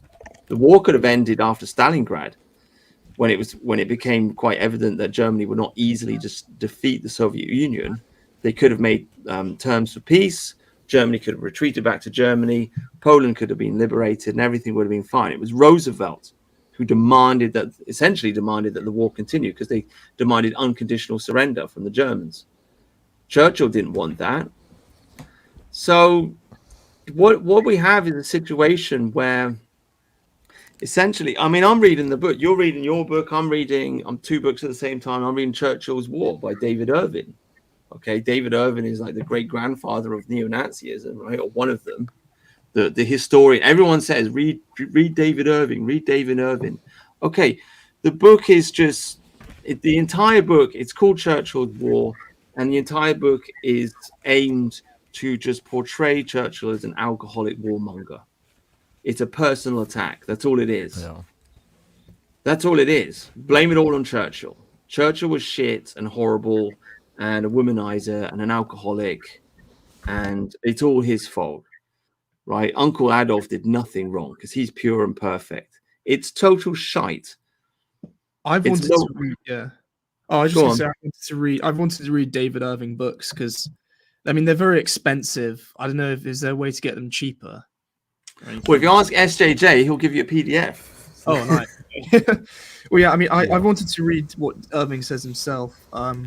But I have seen, the thing is, that's the thing. So I've seen stuff about Irving, and I've seen, like, mainstream historians talk about him. And I obviously double check all of this, but basically a lot of the stuff that Irving uses, like sources, they're not entirely like reliable. So sometimes I don't know, it's just like his sources are a bit dodgy, like he mistranslated a bit, or he misinterpreted the source or something like that. Well, he invented this idea of a forum. He says this is literal conspiracy tier, like Alex Jones. I've got the secret sources. I've got the secret evidence. And he talks about Churchill had a special group in Westminster, and it was called The Forum. And the Forum was trying to figure out a way to start the war. That's the focus group. Oh, the focus. Yeah, you're right. Sorry. Yeah. Focus. Well, I think that was a real thing, but it wasn't the kind of, I don't know. I mean, there was anti-appeasement, obviously, but it's not like, I mean, nobody listened to him. That's the thing. Like, nobody listened to the anti-appeasement crowd up until after Munich, because Churchill wanted war after Munich, but people didn't listen to him. And there wasn't really anything he really did or could have done to start the war, basically. But whatever. Well, this is why they call him a warmonger, isn't it? Because he saw what was going to happen. And even if you grant that he was a warmonger because he was opposing appeasement of Germany, well, he was proven right in the end. I mean, everything he said was going to happen happened. Yeah, and the thing is that, I mean, when they say he did start the war, I mean, he did, like, how? Because he wasn't prime minister. He didn't have a position in cabinet. No one listened to him up until after Munich. He didn't really kind of do anything to start it. The way I see it, look, let's play devil's advocate here and just say, okay, the Nazis are right. Winston Churchill was a warmonger. Okay, fine, right? Let's say he's right. Winston Churchill was a warmonger. Randolph Churchill, his father, was friends with the Rothschilds. His mother was a whore, and he was in debt to the Jews, and blah blah blah blah. Okay, let's say you're right about all of this stuff. Who put him in power? Hitler, by invading Austria. And that's it. Do you know what I mean? Because Neville Chamberlain didn't want a war. He didn't want a war. He didn't want a war to happen, you know? So There's one thing, by the way. So there's a guy called Sir Henry Strakosch who apparently gave a loan to Churchill, and people say he's Jewish. I think Irving or something says he's Jewish, but apparently he's not actually. Like, there's not solid evidence that he was actually Jewish. Churchill isn't Jewish. No, like the guy who lent money to Churchill. So there's this guy okay. who gave money to Churchill, who apparently was Jewish, but there's like dodgy evidence that he was. Well, I think he did become an MP in like a Jewish borough. I think he obviously did have connection with the Jewish people. I don't think there's no doubt he wanted to sort out the Jews in Palestine. He believed in that cause. I mean, I think that much is clear. But we have to put ourselves back into like the time and place. And he believed that was a noble cause that would like sort out this problem. He was incredibly actually anti-Semitic. When you look at his writings on this issue, he like speaks about these people in the most craziest ways possible. And he wanted to sort out this problem, and he honestly like believed that this would be a solution to solving it. And so I don't doubt that maybe he was being funded by people like this, but he does seem sincere about it. Yeah, I look, my whole take on the thing, you know how Adolf Hitler talks about the stab in the back, right? So he talks about how they were going to win the First World War, but then the Jews basically they had all these riots and these strikes in the factories, and it was the great Jewish stab in the back which made them lose the First World War. For us, I think the narrative with Churchill would be that we essentially got stabbed in the back by the Jews. Like we gave the Jews the Jewish mandate in Palestine, and we helped them out as best we could. And Churchill just believed that the Jews were part and parcel of the British Empire, and then they stabbed us in the back. That's what the narrative should be, instead of this kind of anti-British and anti-Churchill narrative. You right, George? What goes? Evening, mate. Yeah, no, I just want to co-sign absolutely everything that you're saying right now. Cool. Let's go.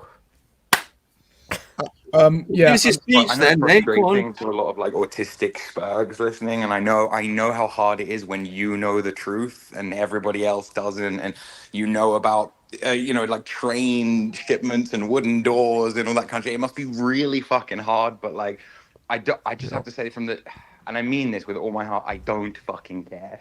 Like, I'm about fighting a very pragmatic, very realistic kind of, and yeah, it starts with loving the flag. All that stuff you were saying earlier was just fantastic, mate. Honestly, co-sign it 100%. Thanks, bruv. Cheers, mate. Yeah, it's psychology at the end of the day. You know, it's like you got to understand, like, your average Brit doesn't understand history that much. The bloke that you're talking to in the pub, he probably doesn't even know who Roosevelt is, right? All he knows is Hitler's some crazy guy who started a war in Europe, and we got into a fight with him and this, that, and the other. And he's never going to learn more than that. And at the end of the day, you just got to stand by the flag, stand by your country, stand by Churchill. And the moment you start apologizing for stuff, you're just half a step away from being a leftist. because you're half a step away from apologizing for the British Empire. And now it's like, oh, I'm sorry for the colony in India or in Africa or whatever. And it just goes on and on and on and on from there. You got to stand by the warriors in your nation, essentially. Can I just share this thing on. about, this is straight from Wikipedia, by the way, just to dispel, I mean, I don't even like going down this road, but just to dispel this idea that Churchill was just like this massive, like, Jew lover. Okay, this is straight from Wikipedia. In 1914 and 20, Churchill had been accused of Jew baiting. After World War I, Churchill believed communism to be under the control of, in quotes, international Jewry, which was a worldwide conspiracy dedicated to the overthrow of civilization and the reconstruction of society. He expressed blah, blah, blah. He expressed this in his article, Zionism versus Bolshevism, a struggle for the soul of the Jewish people. That you bring that up, Stephen. Do you mind if I'm actually just going to give me a second? I'm going to find Zionism versus Bolshevism. I don't know about article. I would call it more like an essay. Yeah. Churchill wrote this, and like, look, the fact that he wrote this pissed out of his head is more impressive to me. You're not going to get me to disavow Churchill by saying he liked a bit of booze and he got women. Like, oh my god, only autistic Spurgs would think that. But I am ambiguous about him as a character. Like the way it was always told to me by my like boomer dad was that he wasn't a good man or a great man. He was the right man at the right time, i.e., in any other period, having a kind of belligerent alcoholic run the government would have probably been quite bad. But given that we were at war and we really just needed a figurehead to rally behind, and the fact that the guy literally looked like a fucking human bulldog, like there is something epic about it and amazing about it. And it's like past the whole peep show, are we the baddies hands kind of meme of it all. I think the issue comes, and I'm just going to find this essay for you, and then if you don't mind, I'll share a bit. But the issue comes, I think, Brutus, in that a lot of these guys, these kind of third positionist, let's just call it the fashy guys, they see this thing that we're living in now, i.e., like multiculturalism, open borders, fucking shit show that we're in. They see this as like Churchill's project. Like even Sarah in the chat saying like Churchill Freemason, Roosevelt Freemason, like this is a planned thing and they don't see multiculturalism in Europe for what it is, which is a project started by liberals, or should we say socialists, in the 90s, in the late 80s and early 90s, right? Like, I don't know if it's because these guys are young and a lot of them are 15 or whatever, but I remember being like 5 years old, and I remember everyone being white, like in London. Like I remember that. So it's not like it's like a fucking, I mean, like proportionally, relatively, of course there were a few people here from ethnic minorities or whatever, but I'm talking about mass immigration, replacement, the shit that's happened since. It's a very new project.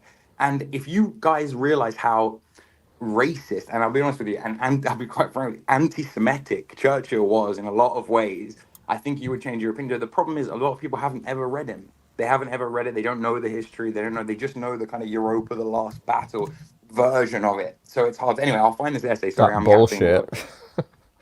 It's a propaganda movie.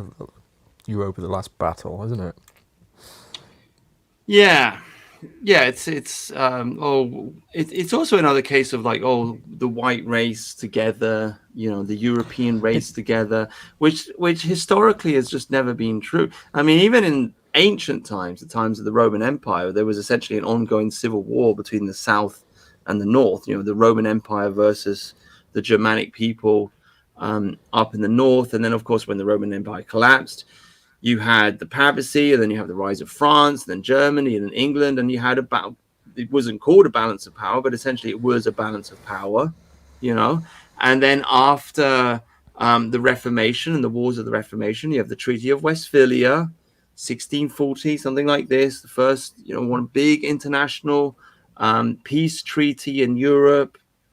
One of the first, after the fall of the power of the papacy, we had to figure out a new way to like manage our society. So you have the Treaty of Westphalia, and the idea behind that treaty was that you would maintain a balance of power in Europe.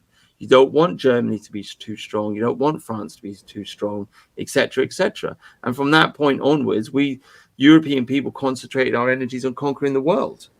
That was the deal.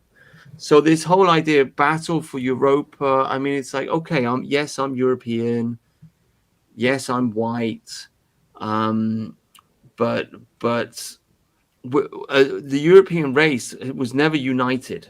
We've always fought against each other, and we probably always will do. And it's probably good for us, to be honest with you, because it gives us individual cultures and it keeps our blade sharp. So talking about keeping your blade sharp, I would highly recommend Brutus if you want. If you're not feeling it, obviously, I mean it's an Anglo stream, but let Serima on for 15 minutes at the end and have just the best content ever because he has such different views on this and he represents. And just to address like Joe in the chat, I'm sorry, mate, if it seems like I'm calling everyone who disagrees with me a 15-year-old autistic spurg. I'm certainly not. There are people who are so much better read on history than me who have consumed all this information and just decided in their heads that Britain and the Anglosphere are the bad guys and Hitler and the radical thinking Germans are the good guy. That's fine, whatever. But I just think that even those people haven't done basic shit like read Churchill's essay on the Jewish question, which literally has a subtitle called The Good and the Bad Jews. Like this essay, right? Bolshevism versus Zionism is written at a time, obviously in Churchill's time, where both of these ideas are quite nascent new things. There's just been a fucking revolution in Russia, a Bolshevist Jewish revolution in Russia to overthrow the Tsar. And at the same time, you've got this, what's the guy's name? Wurzel or whatever, who's the proto-Zionist who wants to found the state of Israel, right? The first law passed by Uncle Joe Stalin in Russia is about anti-Semitism. Like clearly, like there's Churchill isn't asleep to what's happening at the time. Like Brutus, do you mind if I read from this? It will take like, I don't know, 5 minutes. Yeah, go on. Yeah, right. Okay, so Zionism versus Bolshevism. Subtitle is A Struggle for the Soul of the Jewish People by the Right Honorable Sir Winston Churchill. Okay, the photograph accompanying this is really interesting. It's got some interesting symbology, and you should go look at it. But anyway, quote. Some people like Jews and some do not, but no thoughtful man can doubt the fact that they are beyond all question the most formidable and remarkable race which has ever appeared in the world. Now, before you think that's like him blowing smoke up Jewish people's arse or whatever, actually listen to the words. Formidable is not a fucking positive word, and remarkable is not necessarily a positive word. So just listen to, okay, I continue. He goes on to talk about Disraeli, the first and only Jewish Prime Minister of England, and how he thinks he was a good Jew, etc. But it's this bit in particular, under the title of National Jews, because this is a long essay. I don't want to like read the whole thing. Okay. Yeah. The conflict between good and evil, which proceeds unceasingly in the breast of man, nowhere reaches such an intensity as within the Jewish race. The dual nature of mankind is nowhere more strongly or more terribly exemplified. We owe to the Jews in the Christian revelation a system of ethics which, even if it were to be entirely separated from the supernatural, would be incomparably the most precious possession of mankind, worth in fact the fruits of all other wisdom and learning put together. On that system and on that faith, there has been built out of the wreck of the Roman Empire the whole of our existing civilization. And it may well be that this same astounding race may at the present time be in the actual process of producing another system of morals and philosophy as malevolent as Christianity was benevolent, which, if not arrested, will shatter irretrievably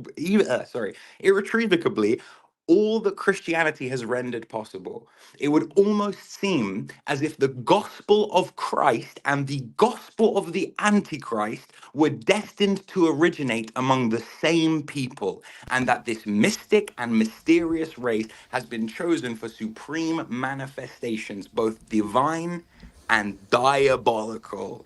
Winston fucking Churchill. So if you think this is a guy who just Hallelujah. loves Jews, if you think this guy is a philo-Semite, I think you need to fucking go read some like just normie history and then go back into the old view of history. Like I could go on. There are bits in this essay that will blow your fucking mind, but obviously we don't have time. And as somebody in the chat pointed out, it's not a Churchill stream. But like, come the fuck on. Winston, and the language. None of us speak our own fucking language with that passion. None of us can write a fucking sentence like that. None of us. Like, so what do we like? You know, I don't know. Fuck, I get. Yeah, he had a great command of language. I mean, you got to give him that. Like, he had stage presence for sure. Yeah, God bless Winston Churchill. Well, it just says on Wikipedia, he said You know, and I'm quoting. He said Britain need beware, in quote, the international Soviet of the Russian and Polish Jew.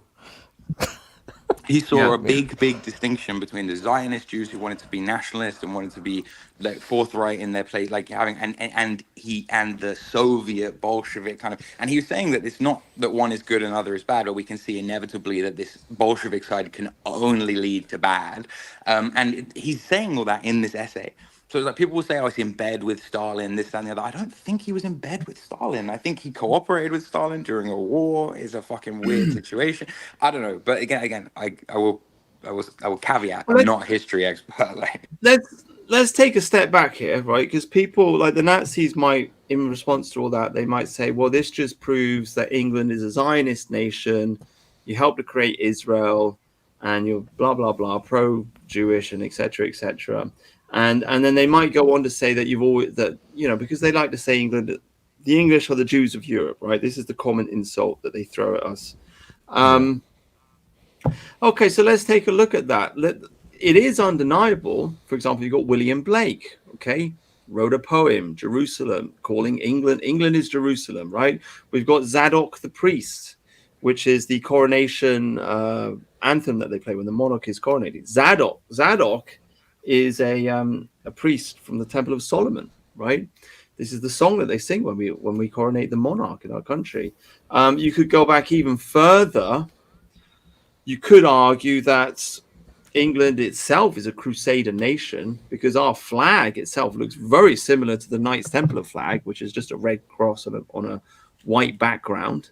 And apparently, this flag was adopted by Richard the Lionheart when he was off doing the Crusades. Fighting against Solomon and Solomon the Great, and all this. This fantastic story.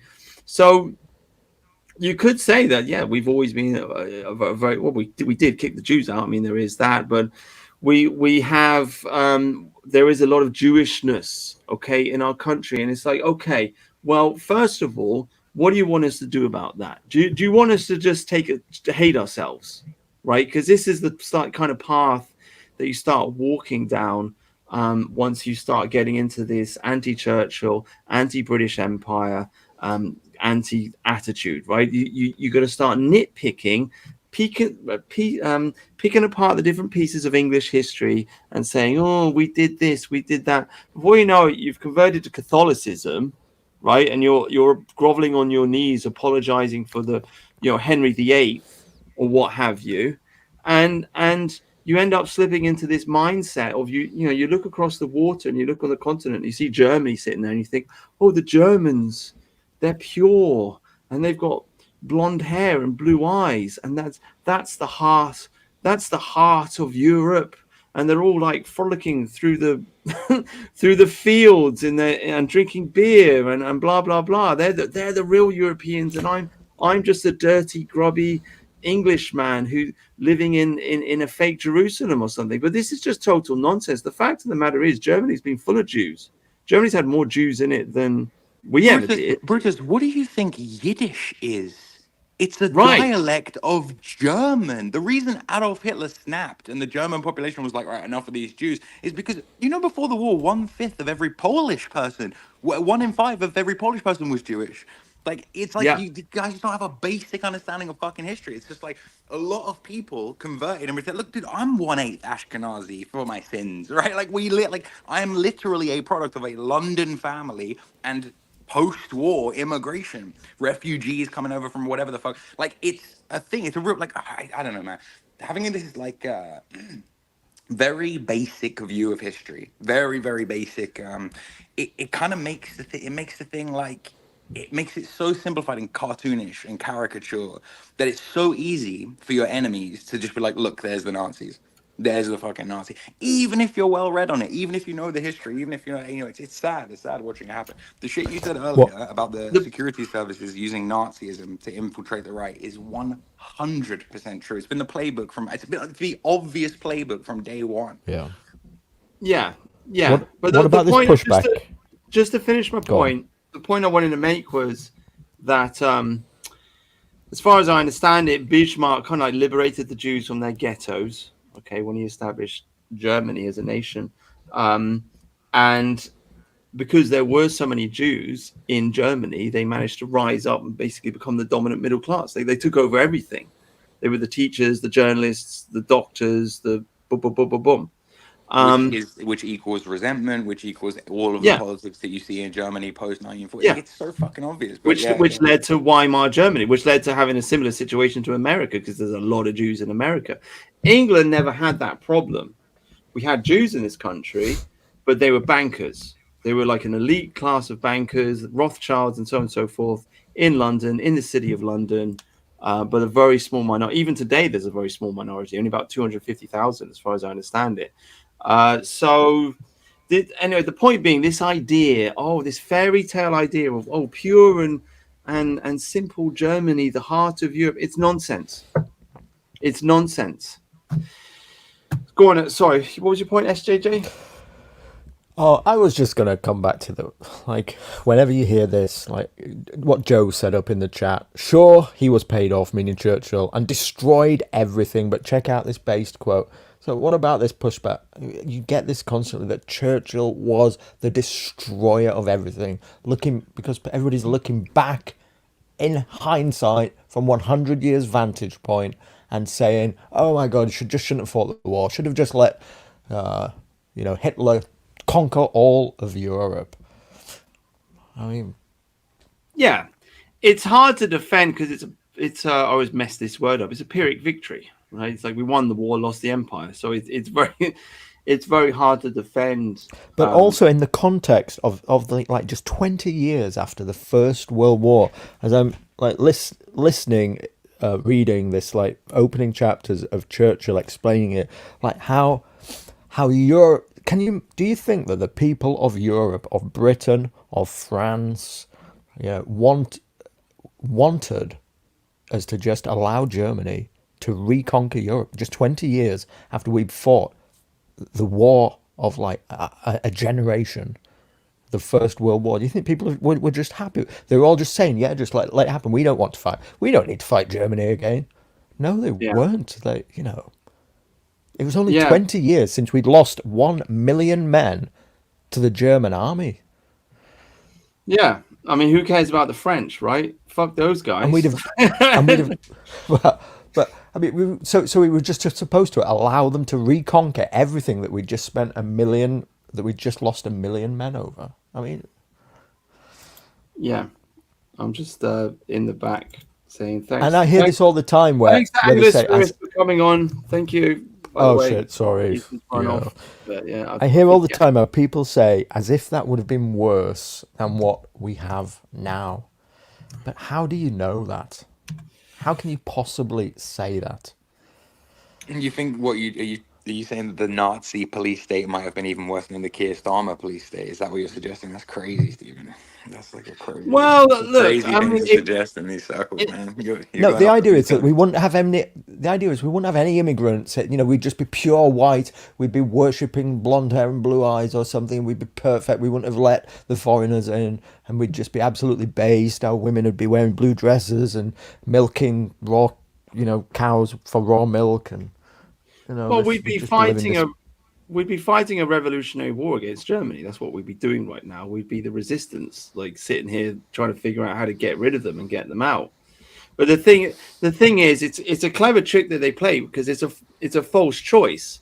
It's like you go into a car salesman and he says, "Do you want to buy the blue car or the red car?" And it's like, I don't want either. So they're giving you the choice of, do you want horrible, shitty, multicultural England, or would you rather be conquered by Nazi Germany in the Second World War? I keep hearing about this. But it's a false choice. It's a false choice because I don't want either. What I actually want is for Hitler not to have started the war in the first place. You see, so it's a clever little trick that they play. They sell you this little because obviously, like, it would undeniably be better. Someone's going to clip this and misquote me, but better to be ruled over by Nazis than by Pakistanis. Like, okay, but actually, I don't want either. That's the point. And who flipping started the war by invading Austria? Hitler. So. To be honest, mate, I don't even think you win this discussion at the level of history. Trying to beat autistic history spurgs at their own game is is silly. You have to be, and people will say this is like Machiavellian. People will say this is Jewish, whatever. I don't really care. The point, I think you got to play a really pragmatic, practical game, and you got to play the now. The truth is, we're not being ruled over by Pakistanis. We're being ruled over by a weird multi-culti rainbow flag coalition of lesbians and fucking dudes from second generation, third generation immigrants from wherever the fuck they stand. And like it's a complicated, convoluted mess. I don't think I don't know, man. I mean, I'm very cynical. I'm against the whole ideology in general, but I do agree with you that if you're going to build one, or if you're at least going to pitch a tent for people to rally under, the worst thing you can do is start like shitting on your own doorstep with the self-hatred and that kind of stuff. I think that's a really fucking bad idea. Well, I think you got to talk about history, because you can't talk about. I mean, the Orwellian quote, right? He who controls the present controls the past. He who controls the past controls the future. Oh And yeah, that, no, it's true, 100%. And I think making sure people are reading the right history and being, but I mean, there's like the conversations we have between ourselves, and then there's like public facing conversations where it's like I just don't know if anybody should be suggesting, like suddenly, but I don't know, yeah. my whole take. I mean, just to give you random stupid analogies, it's like there's water in a sink. You pull the plug out, the water will come out. I think the plug is still in the sink. I think that all you got to do is get the ball rolling, and it will roll down the hill, and there will be an avalanche, and it will wash everything away. That's what I think. If once you get the ball of English ethno-nationalism rolling, and which is devoid of the Nazism, once you get a momentum behind it on the internet with, autistic, spurgy people like me and you and SJJ, and you just talk about it and you talk about it and you talk about it and you get into it, then the ball is rolling, the ball is rolling, the ball is rolling. I think it will pick up momentum and wash everything aside. That's what I truly believe. The hard part is just getting that ball rolling and getting the momentum. But Well, once yeah, I just happen to have looked into it. Happen to have spent my own amount of autistic time looking into this, and I hate to say I disagree. I mean, it's like we looked at the data. What the data suggests is that 14% of the British population, and I'm not using that number as a meme, right? Like 14% roughly is latently nationalist, i.e., thinks like you think and thinks like the people in the chat think, right? 14% of the public is like true blue, died in the war. Basically, I would support my country whether it was right or wrong, and as long as you can rally those people, you'll be able to rally under a flag. You've got the small problem is that a few of those people, maybe a quarter of the people, have schismed off into being self-hating, like Dresden people, fine. But most of those people, you're right, you'll be able to rally that 14%. The snowball you're talking about, though, happens in the press and on TikTok and the problem is we lost that battle so badly that we're only ever going to be this like radical 14%. You kind of see it with the Tommy Tards, that the actual other 80 whatever 86% of the country is either apathetic, I don't really care as long as it doesn't affect me and I don't get stabbed personally, or literally pro mass migration supports this shit. So I don't know. You see it most in the multicultural areas, like the really multicultural areas where there's not one group dominant, where they have actually managed to get like roughly even numbers of kind of people. You see it a lot in London now. I don't want to black pill people. I really don't. And I love the enthusiasm. I love the fact that you're like, we can really, and certainly in the meme world and in the kind of meta politics world, yeah, I think you can really do some damage. But in the real world, I think it's like, I think we're still like living in fairyland, to be honest. Well, you got to be in it to win it. I mean, if you're not in it to win it, why are you in it? Do you know what I mean? Oh, there's definitely something noble about taking a stand and really speaking your mind and like standing on your principles. And I try and do that as much as possible. Well, but the first stand is to push back against this Nazi stuff in the dissident, right? Because it's just wrong. I mean, the But facts are wrong. you Does it understand stand that up to with like scrutiny? hordes of zombie people coming up at the borders, the people in the dissident right. We know the flipping situation, George. No. Like, I don't know what I'm not trying to remind you talk of how about bad every single Sorry week. if it seems We like I'm know trying to how remind you. fucking shit Well, everything we've- is. No, I'm saying We've those got to people get are out- primarily concerned with that, right? And they're using the Nazism to kind of cope. as copium to supplement that, because it's aggressive and they like the kind of, on an emotional level they like it. Picking a fight with them might be a waste of energy. I don't know. I'm just like saying, just We've got to get our own house in order first. Our own house is the dissident movement. If it wasn't saying that our favorite book is Mein Kampf and Sieg Heil, then maybe we'd have got somewhere. Imagine if they'd have been spent the last 50 years trying to like point out that like Churchill, like in 1955, for instance, tried to run the Conservative Party on a ticket of keep Britain white. Why don't they ever talk about this? This was yeah, Winston that's not Churchill's. that's not politically convenient for them. Instead of trying to rehabilitate Adolf Hitler, what is the problem with rehabilitating Winston Churchill? And can I just make this simple point before you do that, Brutus? That Seremo was just saying, Germany didn't want to rule England for fuck's sake. Well, then why were they rebuilding their navy? Okay. Why were they rebuilding their navy? It's called Plan Z. The plan called for a fleet centred on 10 battleships and 4 aircraft carriers, which were intended to battle the Royal Navy. There was no ocean eastwards. So, again...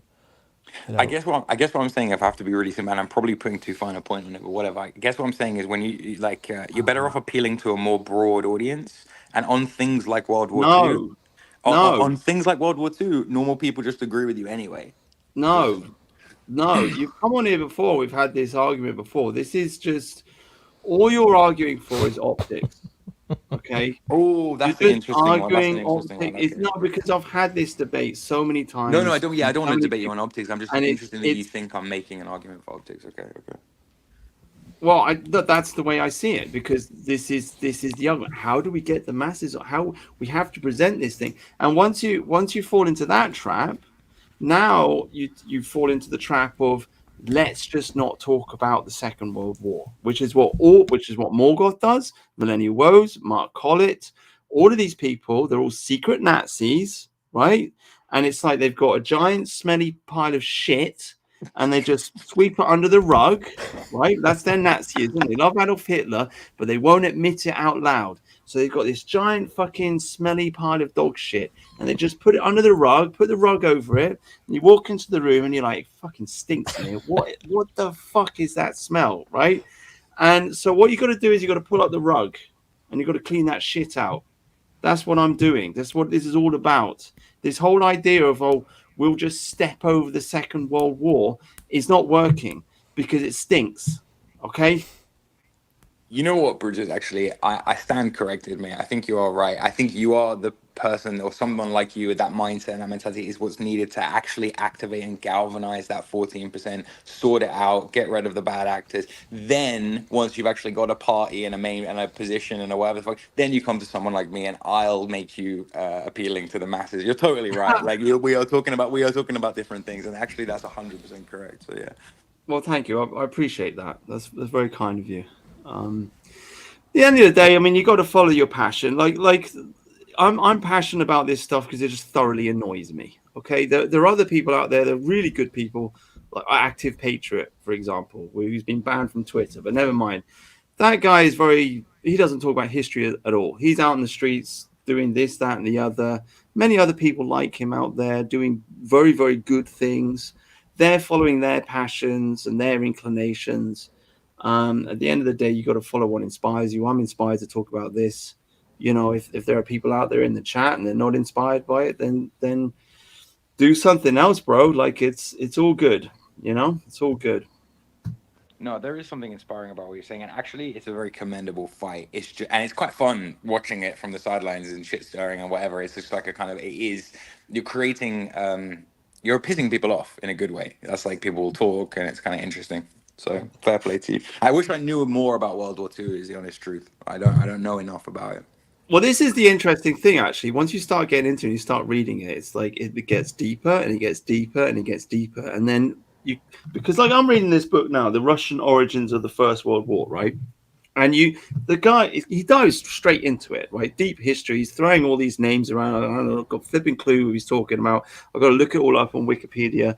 But you do get the impression of these very nationalistic military guys, like in Russia, in Germany, in these different countries, and they've got their military plans of how their country will survive. In this book, the guy's making the point Russia started or had a big influence on the start of the First World War because they wanted to conquer Constantinople, right? I've only just started the book, so I can't tell you the details, but nonetheless, you feel this spirit of the nationalists, the military nationalists. You can see the mindset of these people. They read history, they know the geography, they know the weapons, they know the population, they know the very specific military problems that their nation faces in a struggle with other nations, and they're considering it, and they're considering how they can best win the battle. Okay. And once you start reading this and you look at the way that they think, it just, I mean, it's dawning on me anyway, that if you are a nationalist, you should really know this stuff. Like, you should really, really know this stuff. Like, what is the military strength and power of your country, and how can you win in a fight against other countries, and how, and what happened in the last war, and why did it happen, and who are your allies, and who are you going to rely on when another war happens, and boom, boom, boom, boom, boom. This is like cold, pragmatic, masculine, nationalistic military thinking. It should be deeply ingrained on your soul if you want to be involved in nationalist politics. Yeah, well, this is why I've dedicated to doing some reading. You don't know how hard this is for me, by the way, but I'm starting with Churchill. And here's the thing, I'm so autistic, right, that if I find out that this isn't true and Hitler was the good guy, then I'll admit it, okay? I know that. So I want to warn you. 100 streams as you slowly unravel into becoming more and more. I want to warn you. Schizo-pilled. Amazing. Yeah. Well, somebody needs to clip that. We got the quote. Yeah. No, but I believe you. Like, you are pretty in terms of integrity. Like, you also don't really have a reason to lie. Like, it's not like it's a like. I think it's funny because I literally believe that this is the truth. By the way, I was on the other side.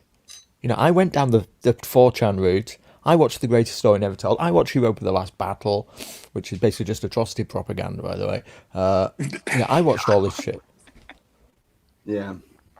I fell for it. Atrocity porn. Let's watch a long documentary about Dresden, and the bombs came down and there was fire and the children were burning in the fire because of the evil English, and there were Churchill was drunk and cackling. Yeah. They melted the bodies. Their bodies were the melted fat on the road. It's like, fucking hell, mate. Like I don't want to. Thanks. I don't want to know. Do you know what I mean? It's weird atrocity porn. It's kind of strange. It's kind of weird. People are extremely sensitive these days, right? So it's like I think it's funny that you see even in these like diehard nationalist communities, they'll become like straight pussies over things like very quickly. It just depends if it aligns with it, politically. Amazing what you can be like offended, and I've never understood the Dresden thing. I'll be honest with you. Don't get me wrong. Yes, of course, atrocious. By one man's terrorist is another man. Possibly a war crime. Totally get it. Yeah, sure, whatever. But like, what's the scoop here? Like, when we were at war with another country, we bombed the shit out of them. Is that the fucking? No, seriously, is that what everyone's up in arms about? Like, I'm so fucking confused. Is it that they were white? Because newsflash, we fucked up a bunch of white people in history. Like, I don't know what the deal. I'm super confused. Like, literally, actually, Steelman Dresden for me. Do it the other way around. Like, please, I'm not joking. I wish I was being ironic. Like, Steelman Dresden, like, make it. The quick Steelman, I mean, not to go on, but the quick Steelman, I think, is that the war was almost over. And, I mean, Churchill even admits, right, at the start of this book, he says that they started bombing, cities, but we delivered it tenfold or 100-fold back, And, by the time the Allies had built up their firepower, we delivered it tenfold or 100-fold back at them. And so the argument for Dresden is the war was almost over.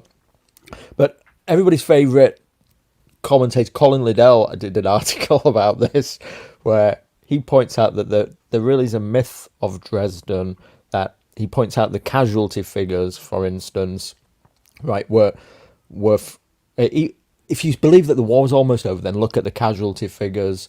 Then the casualty figures in the 2 months prior to the Dresden bombing, the casualty figures for the Allies in Europe were, for the 2 months prior, I think it was January and February prior to the bombing, were the highest of the war. So, Yeah.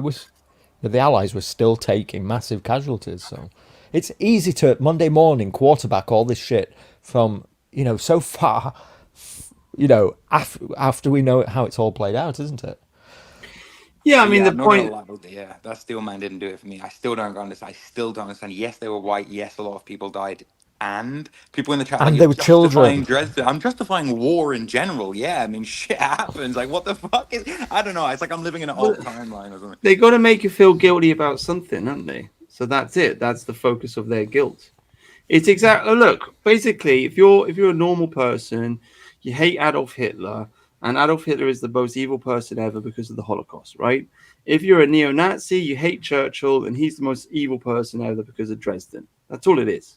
Just flip it round. So and I'm constantly hearing about this kosher sandwich. I'm trapped in a kosher sandwich, but it's like actually the sandwich that I seem to be trapped in is on the one hand I either support Hitler or I love multiculturalism. Like how about neither? How about fucking neither? I'm sorry, but that's so hard for people to wrap their heads around. It's mental. Yeah. Well, I mean, this whole thing. Oh, I mean, let's talk about Morgoth again. I mean, this whole thing was a reaction, in part. I mean, it'd been building up for a long time, but in reaction to a video that Morgoth done where he was slagging off bulldog nationalism and Spitfire nationalism. Right. That's where I decided. That's when I decided to take a stance against all this Nazi bullshit. But in the video and in the other videos he's made, he's just been making the point that the mainstream media has changed the meaning of the Second World War to make it seem like we were fighting against fascism and racism. Okay. Well, yeah, of course, yeah, absolutely, But absolutely. that's just simply not true. We weren't. I mean, there was a mood that democracy is good, and Woodrow Wilson was talking about the New World Order, and they want to have world democracy and all this. But we never started a war with Mussolini. We never started a war with Franco. Right? We Not left just the them. media, mate. The academia as well backs it up. There's like, a rewriting of history that's Yeah. been happening to make it look like this globalist project was always the inevitable outcome of Anglo-American like dominance. Like it was always about building a League of Nations. It was always no, it wasn't. We built a League of Nations with the idea that we would run the fucking League of Nations. Like you did, you thought, like we weren't foreseeing BRICS being a thing. Like it's not like I don't know, man. Like it's crazy to me. Yeah, I mean Roosevelt wanted a United Nations and so forth, but that's not why the war started. The war started just simply to defend the balance of power in Europe. I mean, that's it. That's all it was. So I mean, Morgoth's correct that they've created this new narrative, but then he thinks that if we defend Churchill, we're stepping into the shoes of the media narrative. Essentially, he thinks that if we defend Churchill, we're taking this anti-fascist, anti-racist stance. Well, that's just not true at all. We've got our own interpretation and our own understanding of what happened in that war and why it was fought, and so on and so forth. That's the answer. So it's I guess Morgoth thinks that we're not allowed to have our own interpretation of the war or something like that. I don't know. Just hear what I'm saying. He thinks that if we defend Churchill, we're defending the anti-racist position, but that's not what we're doing. Yeah. This belief that he was the anti-fascist hero. Yeah. But that's not what we're doing at all. We're just giving you a different interpretation. So we're allowed to have our own interpretation and understanding of the war. Just because we defend Churchill doesn't mean we're defending what the BBC says about Churchill. No. And also, I honestly believe it's the fucking truth, by the way. I honestly, the more I look into it, the more absurd this position becomes that Churchill started the war. So, I mean, the more it just doesn't stand up to scrutiny. I mean, it just doesn't stand. Can we just look at this? Do you at least concede that like financial interests were like heavily supportive of the war starting? Not Churchill himself specifically, but that there were absolutely right. The start of this book, The Gathering Storm, Winston Churchill. This is all he's talking about: the difficulty of arranging the peace in post World War One Europe, and the demands that were put on Germany, right, by the Allies. He says it was like 1,000 million sterling in reparations we took off them, and then in the other hand, he said it in his opinion, we should have taken nothing. We shouldn't do anything. We should have just left the peace as it was, and this was a massive impulse. Then, of course, the stock market crash that came in, what was that, 1929 or something? 30s, yeah. Yeah. So he talks about this the difficulty in the post World War One of trying to keep this peace, trying to stop effectively. All he wanted was Germany and France not to go to war again, and he could see it coming on the horizon. But anyway, let's just talk. The thing I would argue is that there's always tension between nations. It doesn't have to blow up into war. Like we've seen America trying to start a war with Iran for a long time. It hasn't happened. Why? Because Iran is intelligent enough not to flipping kick off. They're just sitting there and waiting for the storm to pass, essentially. So if Hitler had any sense at all, if Churchill knew this stuff, then Hitler must have known this stuff. He saw the tension in the air. He saw the possibility of war in the air. Why did he invade a country? Why freaking start blowing shit up? Just let it pass over. Find peaceful solutions to things. That's what Hitler should have done, could have done, and should have done, but he didn't. He started invading countries. You let loose the dogs of war, everything's going to go to hell. It's like that saying, a wise man once said, you can choose when to start a war, you can't choose when to finish it. It's all Monday morning quarterbacking, isn't it? Looking back and saying, it'd be so much different if we hadn't have done this. So anyway, this article is on Dresden by Colin Liddell, and he looks at the casualty figures. And he says, starting from June 1944, when the D-Day landings took place, here are the month-by-month casualty figures of the US Army in Europe. These figures come from the Department of Army's final report, blah, blah, blah. And we can see here that in December 1944 and January 1945, the months preceding the bombing of Dresden, which occurred in the middle of February, these months, the Western Allies had received a nasty shock with a surprise German offensive in the Ardennes, the Battle of the Bulge, when German forces threatened to break through to the Channel again. And so, look, the casualty figures are the highest just before, the Dresden bombing. So it's so easy to say, that the idea that Germany was militarily finished when the Dresden bombs happened is just absurd. Right.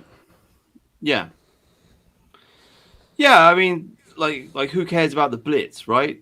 Who cares about Coventry getting bombed? Morgoth doesn't care, apparently, right? So yeah, it's very interesting. It's very interesting. It's a very interesting psychology when you think about it. I mean, I remember what's his name? Sven Longshanks before he got thrown in jail. He used to do a podcast with Dennis Wise, and they used to go over German soldiers, this SS soldier, he did all these heroic things, and this tank officer, or this they would go into serious detail about the bravery and the heroism and the martial spirit of the German soldiers. And it's hang on a minute, they were killing English people. Do you know what I mean? I mean, not all of them were, but they were fighting against us, killing English soldiers, and you're celebrating them. It's like a suicide of the self, essentially, because it's like you're saying, I wish my grandfather was dead, which is like saying, I wish I was dead. It's a very strange thing psychologically. You think it's another sorry, SJ, you think it's another strand of the same kind of self-hatred that pervades the left? We were colonizers, we were this, we were that. You think it's a similar thing? Or I'm really interested in the psychology behind it as well. I couldn't say, to be honest. I don't know enough about it, but that's actually okay. I don't think they consciously think it, but if you're wishing that the Germans won the war, you're wishing that they killed your grandfather, essentially, on a primordial level, because it's our group against their group. and so you're wishing that they killed more of our guys than we killed of theirs. So it's a death Well, of the no, self. because in the fairy tale, we didn't fight Germany, and they just conquered all of Europe, and then, we met in the middle of the English Channel, shook hands, and exchanged like, brides or something, and lived happily ever after.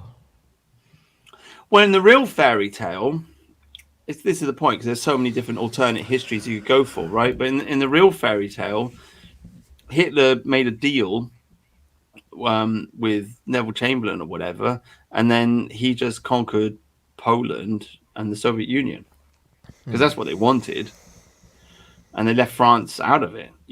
So I mean that could, and Nazis will say this, and it's like, well, it would have been, in the long term, it would have been bad for us because it would have upset the balance of power. But I mean, it could have happened. I don't know, but he didn't do the deal, did he? Like you got to do the handshake and make the deal before you pull it off. Don't just start going invading countries and then try and make the deal afterwards. So yeah, many fairy tales, many alternate histories, many things that could have, would have, should have happened. When you start looking at the war, Hitler could have done a deal with the Japanese. Why didn't he do a deal with it? Like the Japs and the Russians were fighting against each other for a long time. They hated each other, but he didn't do a deal with the Japs. If they'd have both attacked the Soviet Union at the same point, at the same time, they could have forced it to collapse. Could have done it. He didn't do it. Instead, the Japanese did a deal with the Soviet Union, the people they hated, because Hitler refused to sign a contract with the Japs. It's insane. It's insane. And then what happens? America attacks Japan, and what does military genius Adolf Hitler do? He declares war on America. Like, are you fucking insane? Like, how much amphetamine have you been snorting up your nose, Adolf Hitler? You just fucking declared war on America? Why? What benefit did you get? Did you even phone the Japanese? Pick up the radio. That's such a good point you just make, right? Because like Joe in the chat, who I love, by the way, I love Joe to bits, but he's like Jordan is illegal substances. Like he wouldn't like Nazi Germany. In Nazi Germany, Jordan would be arrested for smoking weed or whatever, right? And I'm thinking to myself, the Nazis gave their entire population methamphetamine.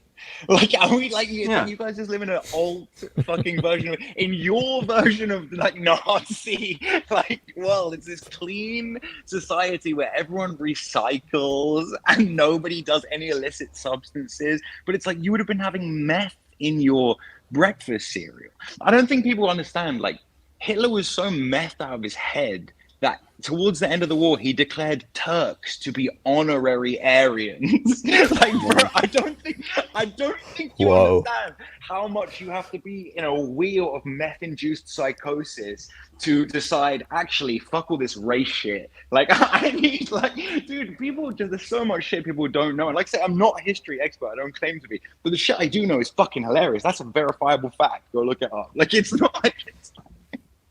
Yeah.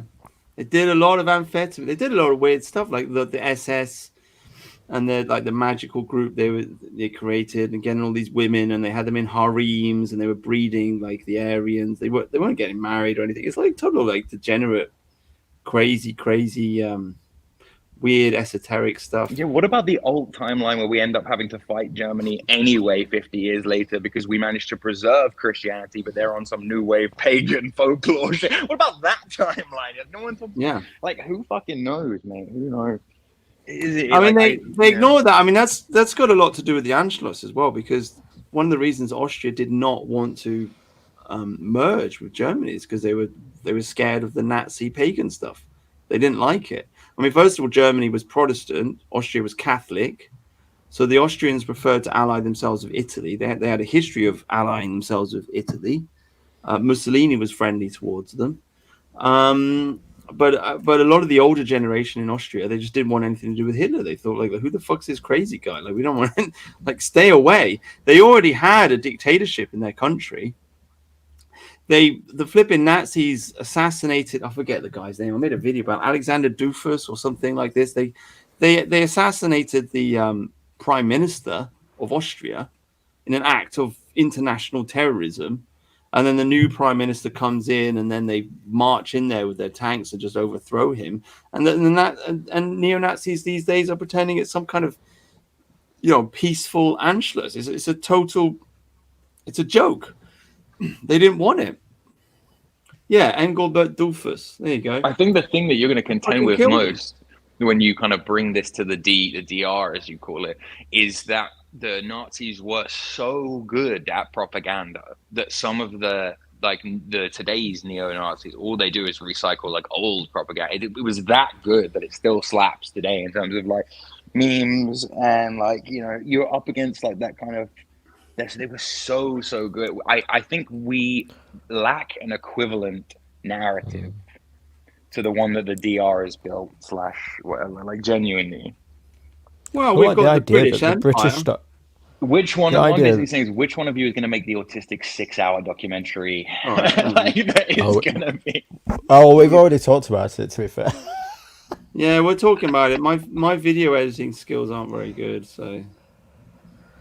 But we are. It is. I think we're probably just going to sit on the internet, talk about the Second World War for like a year, so that we just get like really, really like get fluent in it. Do you know what I mean? All the names and all the. Well, Wait, look at Joe's comment. That's so good. I was baited. You should have told me that the whole stream was Churchill was a hero. Don't arrest us. Stop. I get it. This is what we got. Look, we went into the in here as weeds well, in by it. the way, Joe. I saw the master In this quotation title and stream. I fucking clicked. Like, I got baited as well. So don't worry. Well, we It work. is We usually. incredibly triggering to everyone, this stuff. Sorry. Yeah, I mean, we usually talk about history. We usually talk about the news. Me and SJJ were talking, saying like we should do like start just dabbling in the Second World War a little bit, but now it's just gone overboard. So I mean, there you go. But I mean, I guess next week we'll. It is the week that I came out on Twitter about this sort of stuff, though. I bought the book this week. It's literally the week. I think because history is such a deep subject, once you start getting into it, you just start rolling and rolling and rolling with it. I think maybe we'll do like history will be like the third hour, something like that. Maybe does that sound like a good idea, SJJ? Yeah, whatever. Whatever. I mean, I'm gonna want to keep talking a little bit about what I'm learning. Reading this stuff. So yeah, I mean, so here, this is a video by Robot. I don't know, some propaganda for you. I wanted to play it, put some effort into it.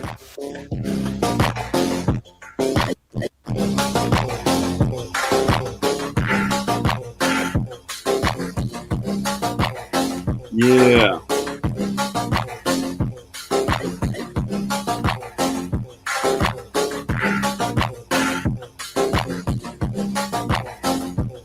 let's Okay, go. that is exactly the kind of what we need. alternative narrative that I'm fucking talking about. Base robot, TikTok friendly. I approve 100,000%. Let's go. Yeah, that's what we need. Mate, we conquered the world. We just got to sort our meme department out, basically. You know what I mean? The Germans never conquered the world. We conquered everything. We've got the images, we got the stories. I mean, again, British history, military history. I'm embarrassed. I don't know it myself. But you think about it, every young man in this country, you should be looking at the news and going, oh my God, like all these immigrants coming in. And then you should go on the internet and then you should find this live stream or a live stream like it. And then you should be channeled towards like meme videos like that, which tell you about, the Battle of Rorke's Drift, right? Or all of the glorious wars that we fought all across the entire world, defeating the Spanish Armada and the Battle of Agincourt and boom, boom, boom, boom, all the great warrior stories of our country. That is what we should be feeding the men of our country, the young men. Do you see what I'm saying? Just fill them up with it. Richard the Lionheart, and what was his name? Edward the Fifth. All of these great battles. This should be in the blood of our nation. This should be in the imagination of the minds of the men of our country. This is what we should be rallying behind. Instead, it's like pictures of Adolf Hitler. See what I'm saying? Yep. You know? See what I'm saying? This is what I'm saying. Like, history is subjective and it's triumphalist. That's all it is. It's really just a storybook that you tell young men to get them to fight. That's all it is at the end of the day. And I know maybe that sounds a bit nihilistic or something, but at the end of the day, our nation is in an eternal struggle with other nations for survival, and you have to encourage young men to fight and to fight and to fight for their country and for their people. And you have to encourage them to they should want to build something. They should be proud of their people and their history and where they come from. They should want to make the country a better place. How do you encourage them to do that? Well, you fill them up with history. English history, British history. You see, but the Morgoth won't do this. Millennial Woes won't do this. Mark See, Collett for won't instance, do I'm the this. most cynical person, right? I'm here talking to you about the 14% like latent nationalists or whatever, but even normal people and die hard fucking like can get behind everything you just said. That's what's so fascinating about it. Is like if you can and also like genuinely people are yearning to like not hate themselves and not be told to hate themselves. So they're dying to be presented with an alternate view of history that doesn't, I don't know. Yeah. I saw, I think it was Farage the other day talking about in some slavery debate about how we fixed slavery and we ended slavery and blah, blah, blah, blah. Like, not to be edgy and take a stance on slavery, but he's absolutely right. And like, you win that war in that way, I think. Like, I think you can appeal to so many people, like broadly speaking, not even outside of these nationalist communities with that sentiment. If you put that shit, Robot, if you're listening, if you put that shit on TikTok, man, it will bang. I can tell you some shit of how to get it to bang more if you want. Just DM me. Yeah, that's what we need. Memes like that. Like we burnt down the White House in 1812. Most people don't even realize this, but we had like a little war with America. Burnt down the White House. Like, you should be putting that shit on TikTok just to freak the Americans out. Like, man, so many great wars that we fought. You got to celebrate it, and rally the people behind that. Yeah. Do you want to do? Are we doing the AA? We hate AA section. It's the academic agent shit take of the week segment.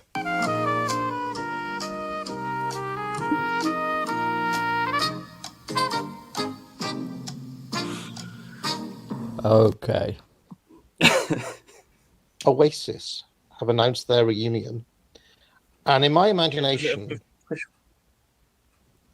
it's official that Oasis are reuniting and are making a comeback tour. And in my imagination, Tony Blair has set this up to try to reignite. Like, in his plan, it was going to be Cool Britannia 2. It was going to be The Sensible Government. It was going to be Richard Curtis movies at Christmas time, Notting Hill 2, etc. And of course, Starmer's screwed all of that up by being the way he's been. In fact, he gave another speech today where. Anyway. So hang on. Did I hear that right? So he's talking about Oasis.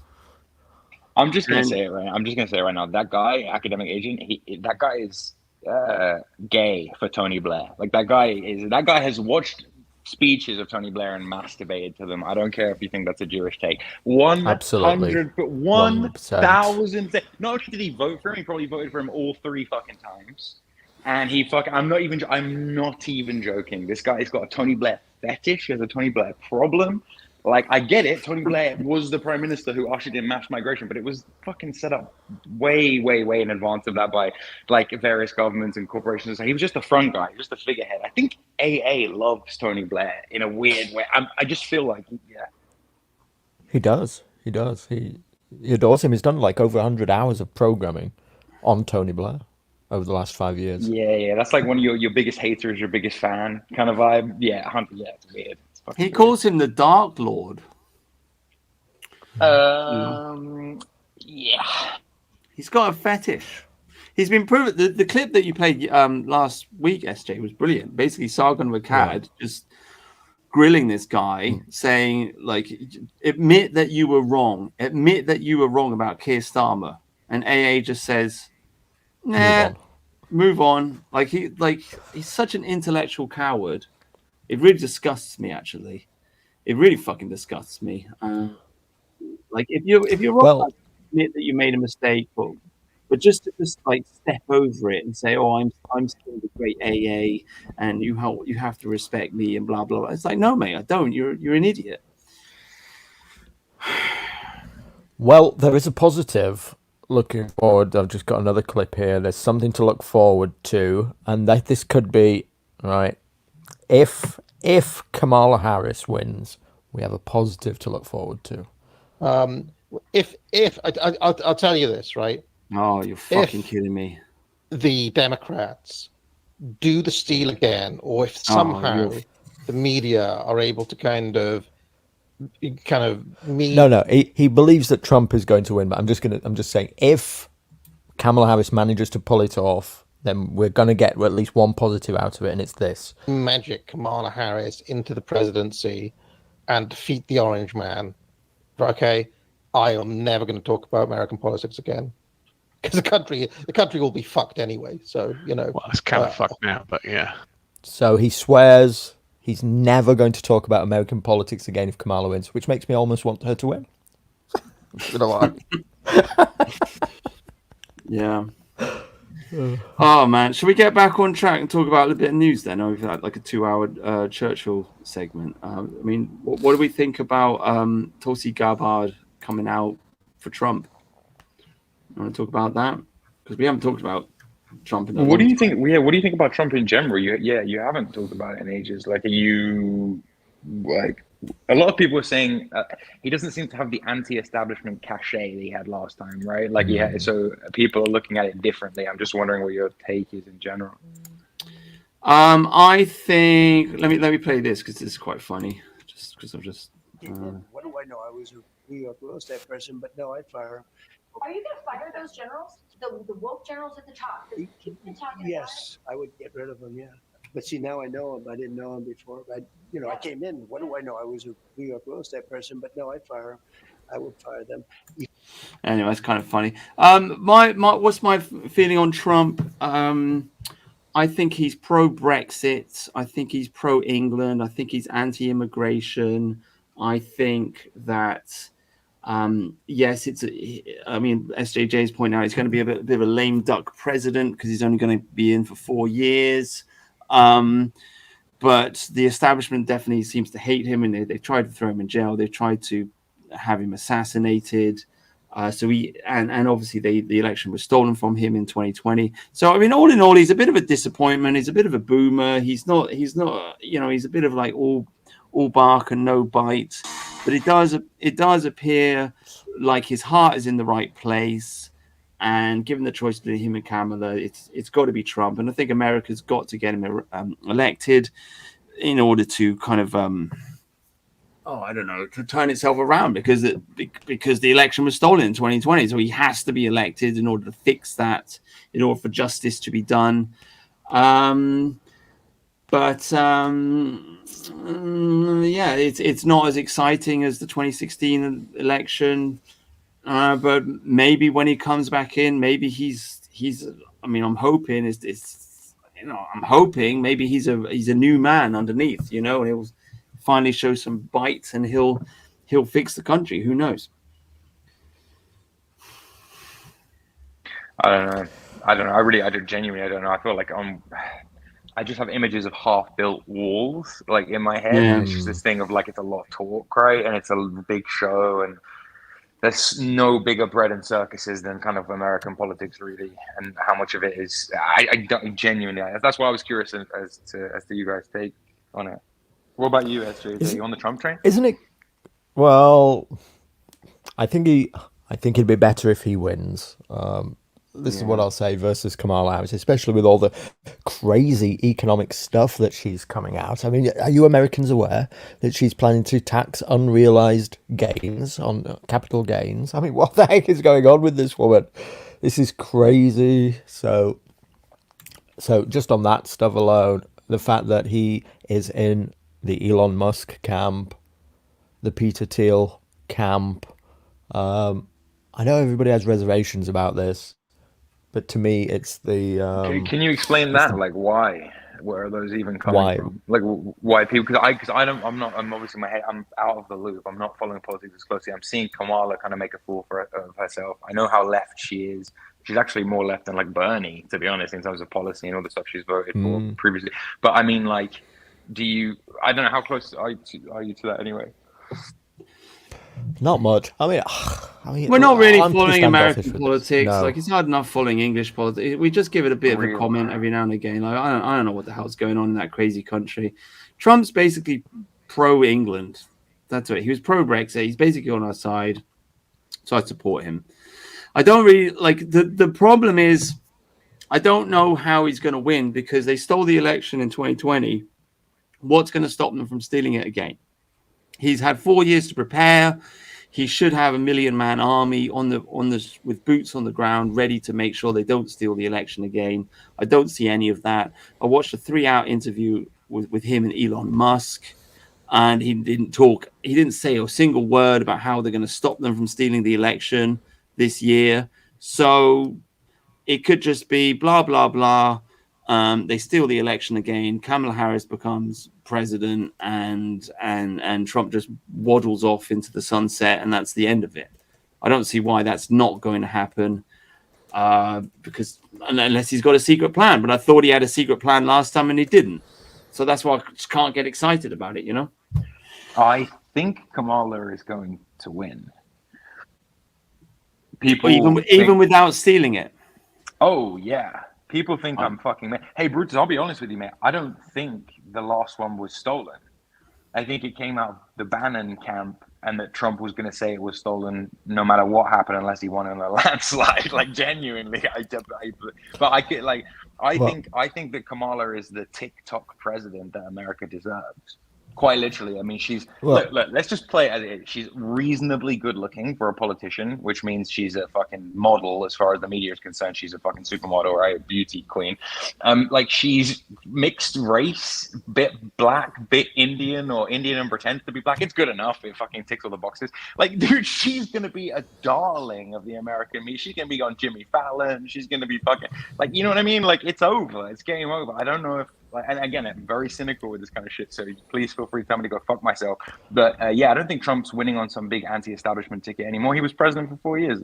No wall got built, right? Like, nothing actually changed. Yeah. But I think if Trump goes in, it will be purely an economic thing where the American people are like, I just want the gas price to be more reasonable. But even then, I think like Kamala will win the TikTok vote. Genuinely. I know.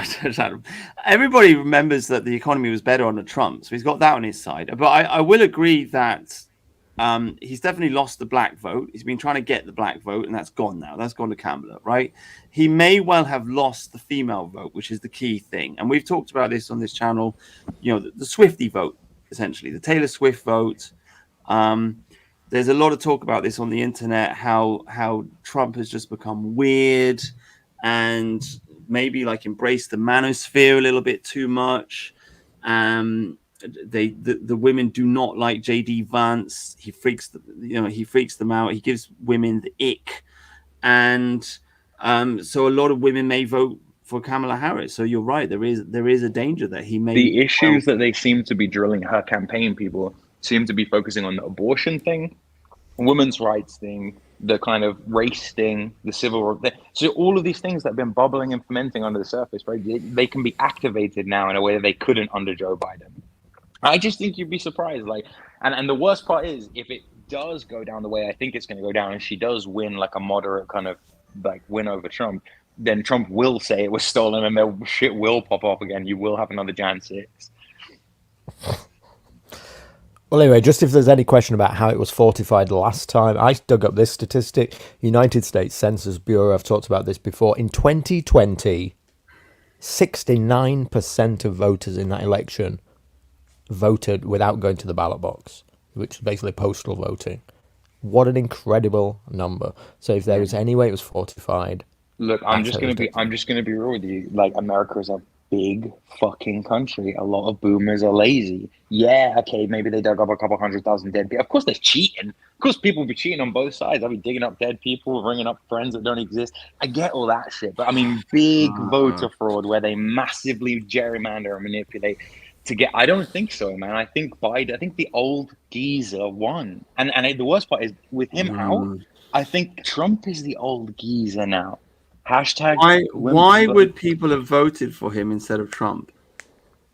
I think people buy the media narrative a lot more than we think they do. I think people. Well, they didn't buy it in 2016. So yeah, they it's true they didn't. But again, in 2016, he was this outside anti-establishment candidate. It's impossible to run on an anti-establishment message or ticket when you've had 4 years in office and you're not Trump anymore. You're President Trump. You're President Trump forever, whether you lose again or win again.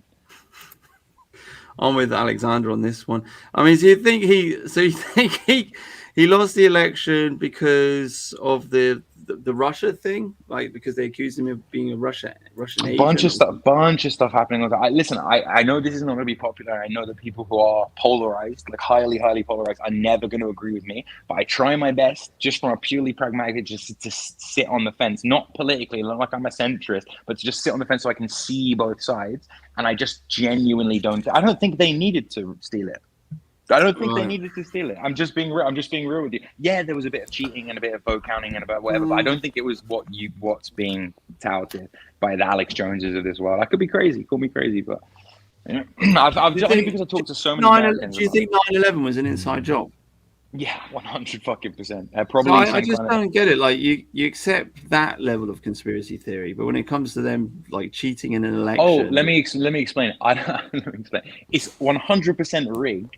But it's not rigged at the level of counting votes. You don't need to rig the votes anymore. You rig people on the TV. You rig people on the media box in the corner that tells them what to think. I'm just being real. When I tell you that 14% of the population is latently nationalist, where do you think the other people getting their opinions from? Like what? There is a mainstream narrative of acceptable belief. And I just feel like it's very easy to convince the masses to think a certain way these days with the right messaging. Go and look at Kamala Harris's YouTube. Go and look at the fucking interview she's given. You have a point, though. Just go. Maybe I'm being too cynical and too Jewish. Who knows? But like, I genuinely. Yeah.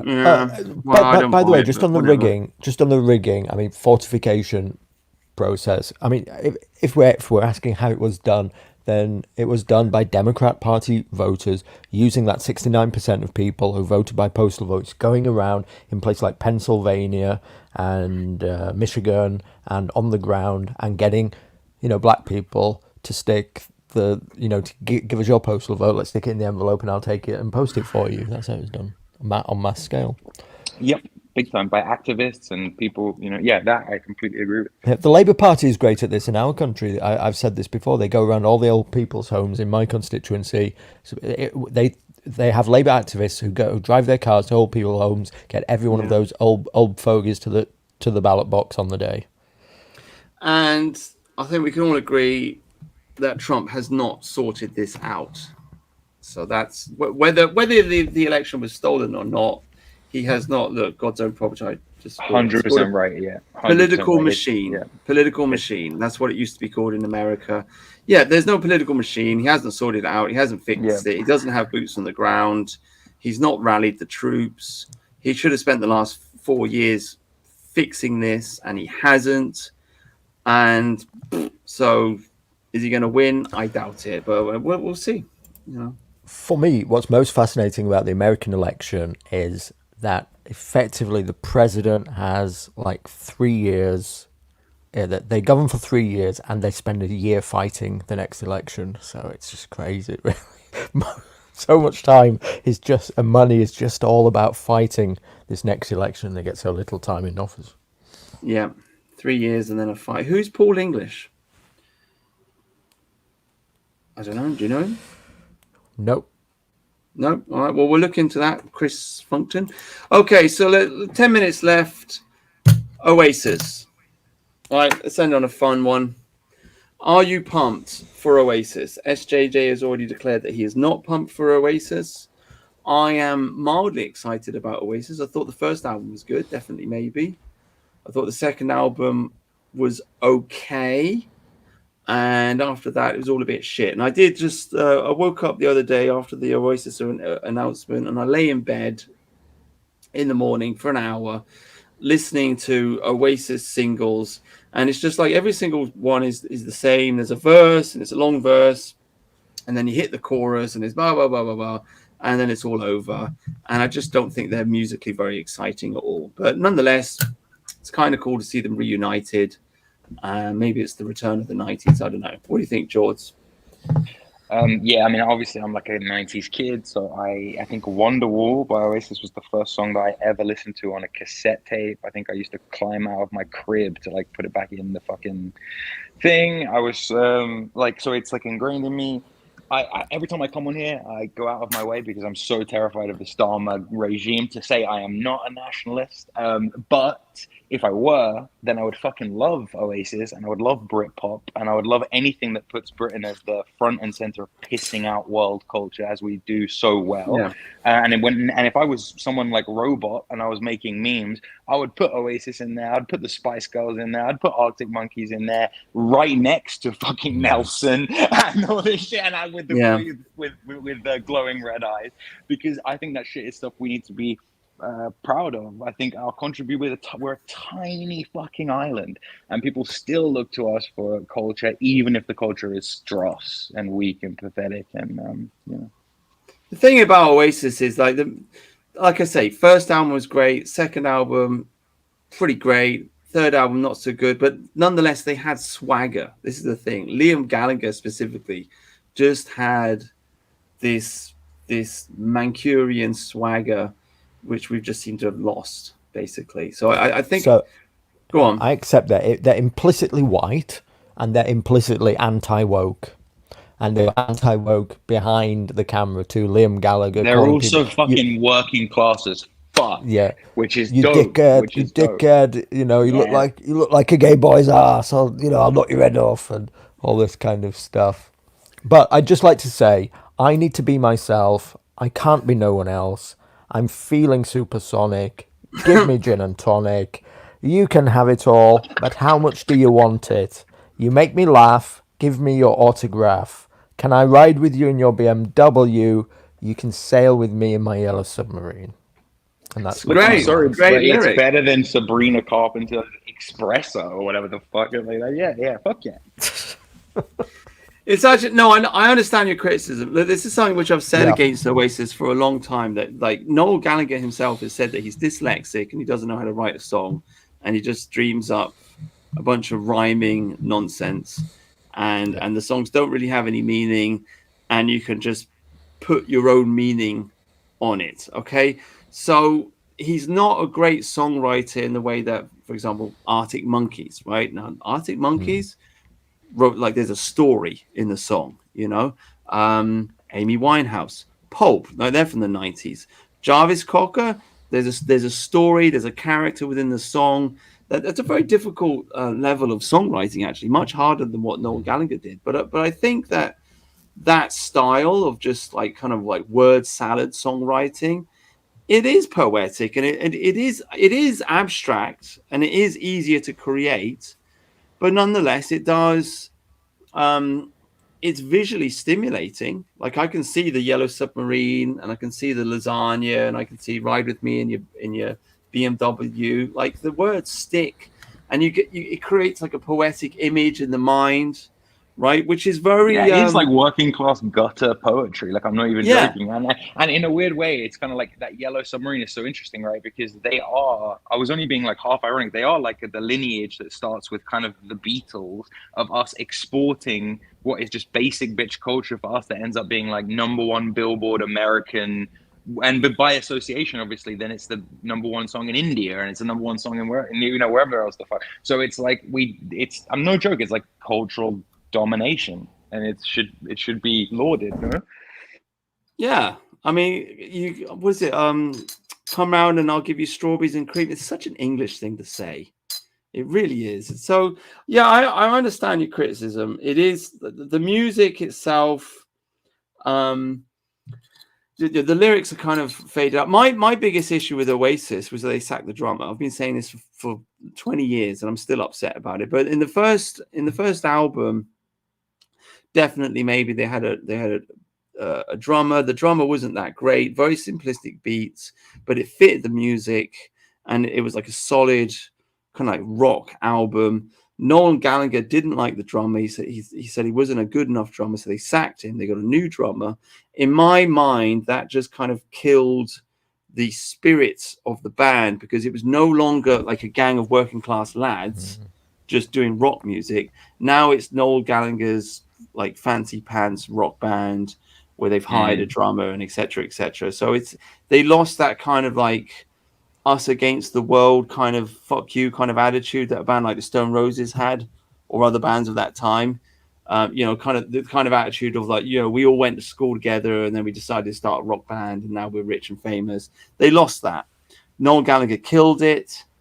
They kept the momentum going and they did a lot of singles. They became a big band, but I think the spirit of the band died when they sacked that drummer. So there you go. Is this your segment? You want to do it? Fucking the Daft Nick segment. Yeah, we'll do it. And we'll end on this. And, is that unwashed? Yeah, we do the unwashed segment. It's the Daft Nick segment of the week. I really want to get this point across. Yes. I think that Muslims are the scapegoats of this. And so the white guys are told there's loads of Muslims here and they want to impose Sharia law. And they are told Sharia law is coming down the line. And not only that, you should fear it because it's scary and they'll behead you and whatever. Can I just say, by the way, whilst watching this guy here, this little Muslim with the hat on, he's like looking at this guy thinking, what is this kafar gonna say? I'll chop his fucking head off if he says something, man. And that this problem that's coming down the line, I think distracts from the fact that we are already occupied. I think it works complete cover, and no one really looks at it because they're looking over there at this perceived problem that is in the future, not the problem that we actually very, very clearly have. But they're very clever in terms of, like, I think the thing with Islam is that it's so obvious. You guys have beards and wear hijabs and you have mosques and you pray, and so we can see it. No, it's all right for now. Anyway, it's just more Nick. I think that's when you see someone's true colours, man. When they're in like speaker's corner and they're standing there with actual Muslims, like that's when you see someone's real true colours. Whether they're ever going to stand on their square and be like, "No, this is what I actually believe," or whether they're just gonna cuck, for want of a better word, and just be like, "Yeah, no, Muslims are the scapegoat." It's like I don't know, dude. Last time I checked, we were being replaced by Muslim migration into this country or whatever. Like the fuck. Yeah. It's so off the deep end. What I love about Nick, I'll give him something. I'll throw him a bone. You always hear about these pipelines, right? Like the libertarian to alt-right pipeline, or the this pipeline to that pipeline. Nick, what I love about him, bless him, is he kind of makes his own pipelines, probably by virtue of getting kicked out of so many different groups. He just like bouncing around, making his own. But this is not a common thing for people to go from the fash to Palestinian hippie like thing pipeline. I don't know what the fuck he's doing now. Like genuinely, it's brilliant. It's like, kind of is thing because he's following Nick Griffin. Nick Griffin's turned him onto this. It's the old Nazi Muslim alliance, to be honest with you. But yeah, I don't know, man. Like, to be fair, like, if you're going to go to Speaker's Corner and you're going to say anything anti-Islam, you're just going to get stabbed. So I think the real point is not to go to Speaker's Corner. Stay away from it, basically. Yeah, no, I mean, I wouldn't go there and start talking about Muhammad and Aisha or whatever. But I used to back in the day. There's videos floating around of me like at Speaker's Corner back in the day. I just think that it's like you'd be surprised what you can get away with as long as you do it in a respectful way and you don't actually say the things that you know are going to trigger them. But there's people go there to have those arguments. And there is a police presence there, and people are. That's the kind of place where someone will stand on a soapbox and say your prophet is like false and all this shit that triggers them so hard. It's unreal. Like, it's very. They don't like the. He thinks he's doing God's work. He thinks he's doing God's work. Doing the JQ at Speaker's Corner, but the audience is all Muslims who already agree anyway. So all you're doing is you're saying I'm being your useful idiot by embracing you and saying you're not the problem. But it's like, okay, I swear what this really comes down to, right, though, is this just they hate Jews. They all hate Jews. Like that's basically what it comes down to, right? Like it's the thing where like Jews are considered 100% net negative to society, parasitical, contributing Especially nothing. since October the 7th. Right. Fucking hell. October the 7th, where a bunch of peace activists were massacred by, like, I mean, give me a fucking break. Like, I mean, like, don't get me wrong, I don't support Israel. Like, I'm not an Israel fan. Do I support it existing? Meh, like, as long as I don't have to pay for it, whatever. But, like, I'm not going to support their actions in Gaza. I think it's, like, atrocious. At the same time, I'm also not going to go down to Speaker's Corner and sympathize with Muslims as if I have anything in common with them and they're not replacing me and my fucking family. It's mad. Like, it's actually fucking insane. Yeah, dude. Interesting comment in the chat. British nationalists should be inspired by William Cobert and Robert Blatchfield, not 1930s. That's a deep take, whoever you are, Trump channel. You know, get in touch with me on look at this guy kicking off. He's talking about the Quakers. The Quakers. Well, he's right about that. They were conscientious objectors, right? The whole point. The Cavalier Leveler Alliance failed. I mean, this is the kind of stuff I'm interested in, mate. Like, get in touch with me on Twitter. We'll talk about it. Is he an American, like weighing in and talking about British people's MAGA boomers rise up? On, man. Yeah, fuck yeah. I don't know. It's kind of interesting, though.